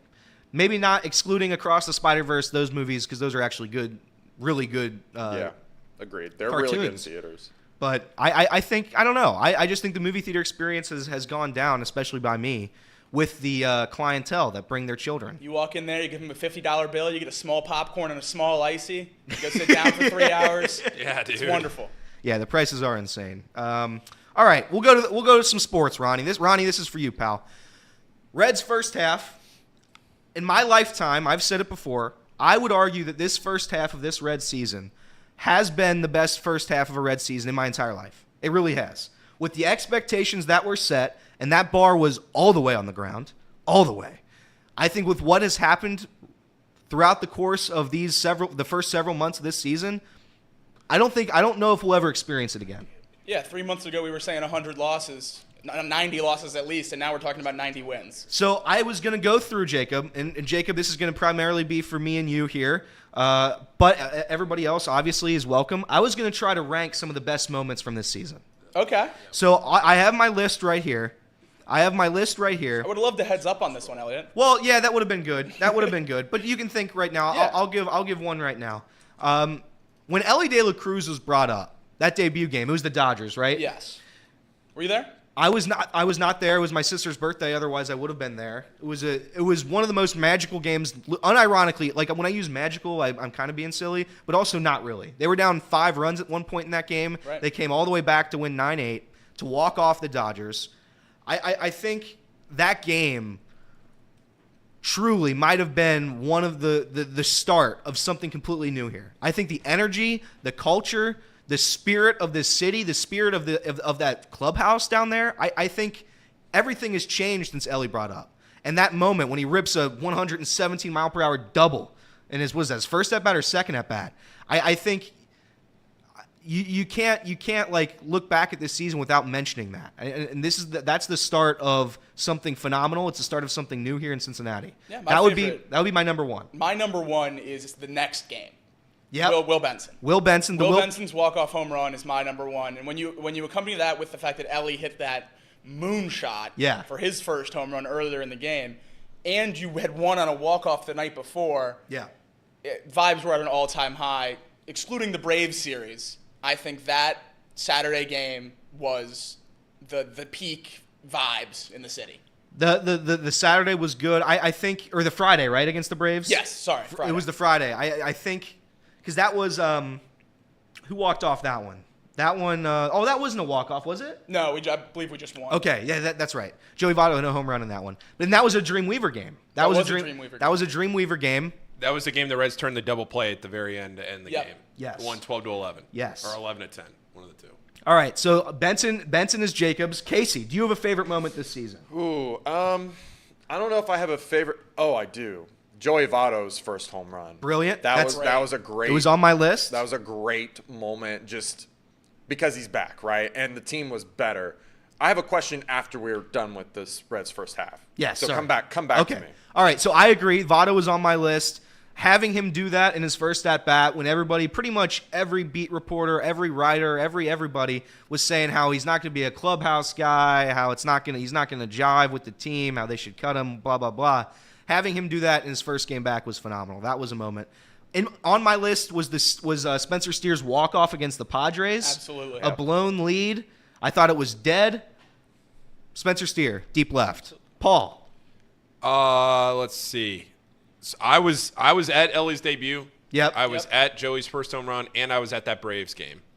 I think the Ellie cycle was the best. The Ellie cycle was a very good one. And it was great for me because I was in standing room, and I was in like 5 different spots through the game because the standing room was so crowded. So I kept trying to find a place where I could just watch the game because it was so crazy. So being able to be in, I think I made it to every corner of the stadium in that game. And it was a great feeling seeing the fans all over the place just be what they were. It was great. Yeah, and one of the questions I was going to have, Tom kind of did it towards the end there, but I was going to talk about the Brewers and what your predictions were. I think one of the moments of this season could be winning this series. Absolutely. I think one of the better moments of this season might be, when you look back at it, is what happens in this Brewers series. I think a moment that doesn't get talked about enough is the sweep in Chicago. Yeah. Sweeping those, it was before all these guys really came up and got going. Like it was before this whole thing really got a mind of its own and everyone was all aboard on the Reds. Hunter Green going 6 hitless innings in Chicago is one of my favorite moments of the year. Yep, that was phenomenal. I just looking back, some of these crazy bullpen games where you think you're going to lose, Ian Jabot blowing leads and then the Reds still winning. Him winning. The Astros series, Jacob, I think the Astros series, looking back, was phenomenal. Boston, we beat Boston. You never beat Boston. The Cincinnati Reds never beat Boston, especially in Boston. I just think this team... The Karcher game. The Ricky Karcher game. I didn't even put that down. The Ricky Karcher game. Who could forget that one? By the way, he's still a Cincinnati Red, I think. He is. He cleared waivers. Okay, good. If you had to say right now, you look back at this first season, the first half of this season, would you say this is the best first half of a season in your lifetime? All of you. Yes. I would. Because accompanying that with the expectations, yes. I'm sure we've had statistically better first halves of the season. The team in 2012 was the best team in the National League, but they were expected to some degree to do that. Being expected to win 65 games and sitting at 50 at the All-Star break is a pretty freeing feeling. The pressure is not on the Reds. As much as people in this city is putting pressure on the Reds, this has been a great season. Granted, hope it doesn't, but even if the wheels do fall off, this has been valuable experience for young guys before our window truly opens. Yep. Tough for me to answer. Oh, you're not a Reds fan. Tough for me to answer. Tough for me to answer there. Let me ask you this. Better than I can remember. Let me change it. Let me change the question then. Is this the best first half of a season for a sports team that you follow or are near around? Any team. Don't even go baseball. Don't go anything. Is this the best first half to a season that you can remember? Most memorable? I don't. Most memorable? Because I don't know if it's the best. Because I think, looking back, I don't think you'll ever experience this again. When you look back at this season, and I'm hoping and praying that the Reds make the postseason, I don't think I will ever experience anything like this. Because we've talked about the expectation part of it, right? So once you're good, the expectations grow. And once the expectations are high, you're looking at it with the Bengals right now. If the Bengals don't win 10 games this season, it's a massive disappointment. Absolutely. Massive disappointment. The Reds were predicted 64.5 wins. They are going to crush that number. They're fighting for a playoff spot. They're fighting for the division win. I don't think you'll ever experience this. With all that's happened with Ellie De La Cruz, with Matt McClain, all the young guys, Andrew Abbott. Andrew Abbott was a no-name, not a no-name, but he wasn't supposed to be here, right? I think you look back and you look back at your time as a Reds fan when you're old, right? I think this season will be among the top of those top of those seasons outside of a World Series. Knock on wood. And hopefully, we're watching the group that gets us that World Series. The Correct. group that's competing here for the next decade. I think Correct. that's part of what feels different too. Is this isn't the end. This isn't it winding down like 2012 felt like. Yeah. This isn't our last go at it. This is just the start. Correct. Which is, we talk about hope, and hope's the greatest thing. Yeah. Hope is the greatest thing. Great quote. Casey. Yeah, so I was just going to say that it is. Even you can't – the Bengals are automatically, in my opinion, at a disadvantage here because everyone believed in Joe Burrow. They already knew, right? Like, there was enough there his rookie season. Good point. There was an expectation that they were going to grow better. I think baseball already has a bigger advantage there, too, because the Reds don't have the same opportunities as the other teams in MLB, right? Yeah. Like, they don't have the luxury of the salary cap like the Bengals do. They don't have the they also have the luxury of having multiple games and multiple moments that make you feel like, damn, this is a really good team, and it's just, really coming fast at you. Yeah.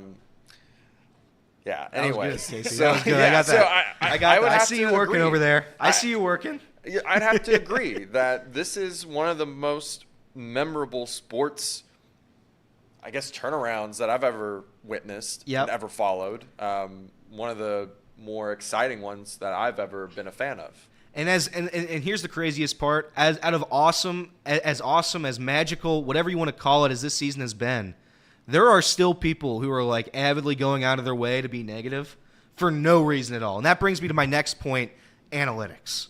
I saw this tweet. I sent it to the Chatterbox Twitter account. Yeah, I've Casey, got it. if that's okay. I saw this tweet. This tweet made me upset.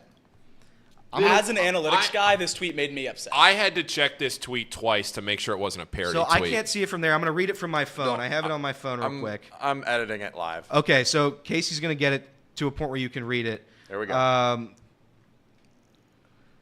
Here we go. Ellie De La Cruz is an exciting baseball player, but he has a very big problem. Great use of the ellipses there. His attack angle is second lowest in MLB. Only Eric Hosmer is lower. This is costing him a whopping 81 points of XWOBA con. Say that one again for the people in the back, Jacob. XWOBA con. Huh? What the hell are you talking about, guy? Expected waiting on base Oh, wait, percentage. you didn't even finish the tweet. I know I didn't. I just got stopped at those 9 letters he put together there. Some of them uppercase, some of them lowercase. What about this one? So unfortunate because with his above average VBA. We all know that one. Huh?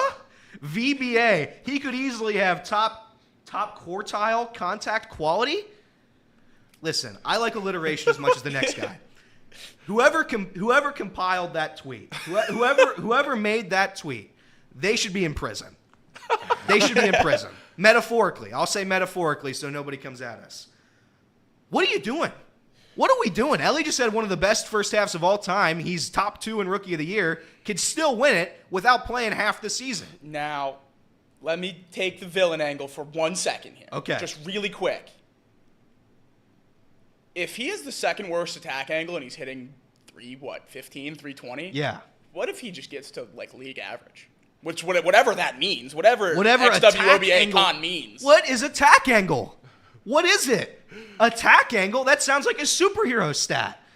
What is Batman going to use to attack the Joker with? His attack angle. Huh? All this is, for me, proves how much better Ellie can get. Yeah, no, and I agree. Just use it as a holy cow. This is not even the start. So when I was in Milwaukee, they don't use batting average. And I know that would have pissed a lot of the old heads off here in Cincinnati. They don't use batting average on the scoreboard. They use OPS. I think they use OPS plus for the stat next to the stat next to their name. And even that alone is hard for people to understand. And even myself, I'm more of a traditional average OBP guy. I think it's crazy that somebody would make up, I'm going to read this again, XWOBA con. I don't understand it. His VO what? VBA. VBA? I don't get it. I don't understand what it means. If you're going out of your way to be negative because our attack angles aren't great, get a life, man. Just get a life. I legitimately, you sent that tweet to us, and then I read that tweet multiple times. I clicked on it. I was reading the replies. I clicked on the the profile. Yeah. Trying to see if this was. I was praying it was a parody. And then No avail? I think I think the best part were the quote tweets. Did you read the quote tweets at all? No, I did not. Oh, the quote tweets were just. I think one of you guys sent one. That made me laugh. I sent one that was. Okay, was it you? That was very good. I won't put it on the screen, but it was very good. I just think like if this is what you're gonna do, if you're gonna go out of your way to be like, I'm gonna judge Ellie De La Cruz because his XWOBA con isn't the top percentile in the league, his quartile contact quality. We got to have better things to do. It actually seems like we kind gotta of have an interesting stat. We got to have better things to do on a Thursday night, Jacob. We got to have something to do. No, they don't. I don't know, man, because that's like crazy. watching a movie. That's crazy. But all right, enough with the negative. Let's go to some more positive. Phillip Rivers. Positive I'll pull my pregnancy tweet test. Yeah, can we pull Jacob's tweet up? Is that a possibility? You don't have to. You don't actually have to do that. Phillip Rivers is expecting his 10th child. He is. I'd argue that this is one of the most historic feats of all time. 10 children, and it's just like they never stop. Yeah, he has a sub for his football team now. This is 10. He's got an offense. With him and his wife, it's 12. Oh, They play both ways. Yeah, they play both ways. His wife. Give him a breather. It's just crazy, man. I mean, I don't know, like, maybe they just love it. I would think 10 kids, imagine 10 kids in a movie theater. Imagine having all 10 of your kids in a movie theater. I'll pass. Could you imagine that? 5 on one side, 5 on the other. I mean, that's brutal. Yeah. I mean, that's just straight brutal. But listen, I don't judge. You know, nothing wrong with bringing some more life. Congratulations to the Rivers Congratulations, Phillip. Congratulations. You know, they probably even wouldn't be able to fill a whole row in one. Like they're never going to be able to fill like everyone getting one row. Like they have to probably spread out and take like the one seat there in between a group and be like, oh, they're just the Rivers family. I'm just here. They definitely do. This RM has a good point. His wife must be exhausted. That woman's a saint. That woman, when she gets to heaven, saint. Automatic saint. 10 children, I cry when I stub my toe. I cry. My eyes water when I stub my toe. I can't imagine 10 childbirths. I can't imagine it. But anyway, is there an athlete who's synonymous with something else other than their sport more than Phillip Rivers is with having kids? Yes. I was trying to think of this. O.J. Simpson. Well, all right. That Bronco. You asked the We question. didn't have to go there. You None of asked us the said that. None of us said that. I asked the question. Maybe let's think of another one. Mike Leake stealing shirts. That's what you think of when you think of Mike Going down Leake? a bad path, Elliot. Well, I'm just How saying. about not a criminal? Not a what? How about not a criminal? Not criminal. Not criminally. Let me think. This is a difficult one now. I should have probably come prepared with more than just this. I'm when I sure thought by of the this end of for the second. show we can think of some athlete that is more famous for something they do outside of their sport than what they do. What That about NBA looks like ref Jimmy that rigged Garoppolo? games. What was that, Casey? Jimmy Garoppolo's looks like Jimmy Garoppolo's looks, being handsome. That's a good one. Or his dating history, if you know about that. Jacob liked that one. Yeah, but I think it's just interesting. Oh, I got one. What's up? Kyrie Irving? Yeah, Kyrie Irving, Flat Earth. Yeah. I think there's I mean, anything. yeah, I know, but I'll mention the Flat Earth one because I can say it on air. So that's a good one. RM says Tim Tebow. John Morant is a great one. Tim Tebow. Well, again, Tim Tebow. Yeah. Tim Tebow. Well, you said John Morant. I was going for non-criminal. My friend Tony Although Pike. was that That's not criminal. John Morant That's wasn't not criminal. It was just against league policy, right? correct. Or was it? No, but you still like when you think of John Morant. I now think of guns. Yeah. I think of guns. Not ideal. So Rudy Gobert. Rudy Gobert and microphones. Rudy Gobert. That's a great one. Tebow and Jesus. Tebow and God. That's a good one. Tebow might be the best answer there. Yeah. Yeah. Tebow's probably the right answer there. Can't read that one, Mouse. Colin But I see you Kaepernick. working. I see you working, Mouse. Tyler Dolly says Bronson Arroyo, world famous singer songwriter. That's true. That's true. Ray Allen. Jacob's in the lab. Ray Allen. If you're a fan of Ray Allen's work Deleted on Twitter, tweets? then you would know that reference. But yeah, I just think that's fun. And now we're going to somehow segue back into the Brew Crew series. I want to see how we do this. All Go. right. So, you know what else is synonymous with something else? The Reds beating. I lost it. I didn't have anything there. I had no way to transition that. Wade Miley, Brewers pitcher, most famous for a no-hitter on the Reds. Elliot, let's talk Brewers-Reds. Jacob, do you want to come up here? You want to bring that chair up? Bring up the chair. Seriously, come on. No? Okay. So the Reds take on the Brewers, 3-game series. Paul says it's not a big series. I'd argue it's a massive series. I think it's one of the most important because I would say don't don't freak out if they don't. Maybe they don't need to get swept. How about I put it that way? Got to win one game. Getting swept would not help. Getting swept, I think, hurts this team significantly. Not for the obvious reasons that you lose, just for like the morale in the clubhouse. Just losing 5 of 6 to Milwaukee when knowing that like winning 4 of 6 would have significantly helped your chances of winning this division. I think that's brutal. Yep. So does that mean sweep bad, 1-2 neutral, 2-1 we're feeling real good? If we win this series, if we win this series, nail in the coffin, we're winning the Central. Yeah. I would actually agree with Jacob. I think coming out hot right now, when really still not a lot of people expect we just have 4 Reds fans in here, 3 out of 4 don't expect them to win this series.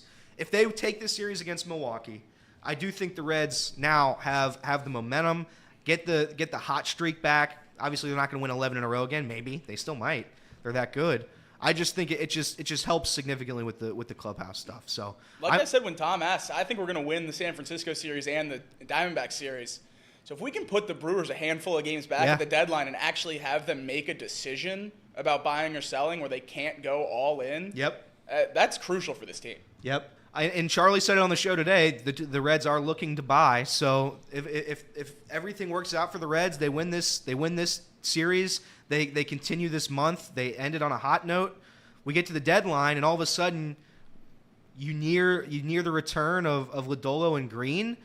You're maybe buying a starter. You're maybe buying another reliever. I think this team has a very significant chance to make a run in this postseason. I think there's not a lot of teams I'm afraid of. Tom said it earlier. The Braves and Dodgers I am afraid of in the National League, obviously. However, I think the rest of the NL, I think we can beat them. I mean, the Marlins are sending down guys because of innings limits. You have the Mets are in a collapse. The Padres collapse. The Diamondbacks are just as young as us. Anything can happen in that series. I don't buy the Giants hype at all. I don't buy the Giants hype. The pitching's been phenomenal. Somehow the Giants just get elite starting pitching out of 35-year-olds every year. I don't know how that happens, but they do it. Anthony DeSclafani, former Reds over there. Former Giant Kirk Casale over here. I don't know. I think this is a big start to the second half. It's a massive – like if you come out and you start this second half to Kansas City or, I don't know, Detroit, it doesn't get the juices flowing. It certainly helps, but this is going to get the boys ready. All right. In the vault, let's look at some gambling. Reds money line, you know me. Hold on. Reds money line. Even though I said they were going to lose, I'm going to still on. Oh, in the vault. In the vault, presented by the great. Can they hear me if I talk over this thing? You can talk over. I know. I like the sound though. In the vault, presented by the greatest sports book known to man, Betfred Sportsbook. Go bet with Betfred right now. Right now. The Reds are going to try to win tonight. Maybe put a little flyer on the Reds. Who knows? All right, fellas. What do you got? Jacob. I am collecting all the money I can find for my Good Vibes Lock of the Year Reds money line on Monday night. All right. I'm going to be putting every dollar I can find on the Reds Monday night on Chatterbox night. Okay. That's fair. Tonight, I think I am going to be taking the let me see. Let me change. I'm going to take the under in the Reds game. Reds Brewers. I'm going to take under 10. I think Burnsy is going to go, 7 innings, 2 runs again. No. Please no. I hope not, but that's what I think is going to happen. I think under 10 is a good bet there. Minus 115 on Betfred Sportsbook. Casey. I mean, I'm just taking the money line tonight. That's fair. Minus 105. Well, Reds in the under. Reds in the under. All right. Go to Betfred right now. Go bet with it. I'm going to have a Zebra Zillionaires later today. We'll talk about that when we get to it. Wheel of Lunch. All right. Let me pull just a heads up. Might not go to lunch today. No, I don't think. Yeah, we're all busy this afternoon. I'm out on lunch today. Okay, but can we just spin something for fun? Yeah. Let's just get 3 things. Keep the names on there. Yeah, put our names. We'll say, okay, this is good. Put all 4 of our names on, Casey. Loser gets wet, and it has to be Elliot. And loser gets wet, but it has to be Elliot. Or we could keep those names on. Charles. Shout out my Daya. I think that's a girl. I don't know. I don't want to assume. You know what they say about assuming? Now, what do they say? What? Yeah, finish that quote. Please. Makes you silly. Okay. Paul. All right. You could also say it makes an ass out of you and me, but I wasn't going to say it. You made me say it. Whoa, did you say that? Yeah, I know. I still don't understand what you guys like. Are we allowed to curse on this show? You just did. So. Yeah, but It's a no, family you just friendly. You no, just no, did. No, wait a No, minute. you just did. So like, Ass is there's an- no respect. There's yeah. no respect for the integrity of the No, program. wait a minute. Be professional. You Nick get one Mormon day says- at the desk. All the power goes to your Yeah, head. Nick Mormon says moist. Nice. No, I think if you say ass, that could be referring to a donkey. You know, Shrek. Donkey. You weren't. Yeah, but I could have been. You don't know my inner thoughts. All right, here we go. So what are we spending for? All right, so this is the most powerful member of this room. Most powerful member. We eliminate the Paul, obviously. That makes sense. See ya. That makes sense. That actually makes a lot of sense makes there. sense. See ya, Paul. See ya, buddy. All right, here we go. What did I do to you? I love you, Paul. No, you I love don't. You. Yeah, I do. Don't get to me. Don't get to me. Don't get to me. And it was always down. It was always between me. Let's go! What's going on? It's always No! between me and The Jacob. wheel is. No. It was wheel always is That's what you between- get for All right. talking too soon. No. buddy. This is. We respect the results of the wheel. Ronnie And- says he's as leaving. a- Bye, Ronnie. And the one guy who has the ability to rig the wheel wins the wheel. No, you won. Let's You go! won. Let's go! All right, guys. That's big time. Nick Mormon says what happened. Thank you. Thank you for listening to Box Lunch. Hopefully I was entertaining enough for you guys. Hopefully maybe I can come back another time later. But that's it. Box Lunch, Betfred Sportsbook, Pawnee Water, Encore Technologies, Paul Stinks. Whoa. Casey. Oh, what? Going into the weekend? Are you going to do that to me? Paul Stinks, Casey Kills Animals, and Jacob's my guy. There we go. That's horrific. What a way to go into the weekend. Good box What a lunch for great- Jacob. He just loves Great making box enemies. lunch Good for box Jacob. lunch for Jacob. Jacob and I are going to host a box lunch one of these days before his time is up. So that's it. Have a great weekend, guys.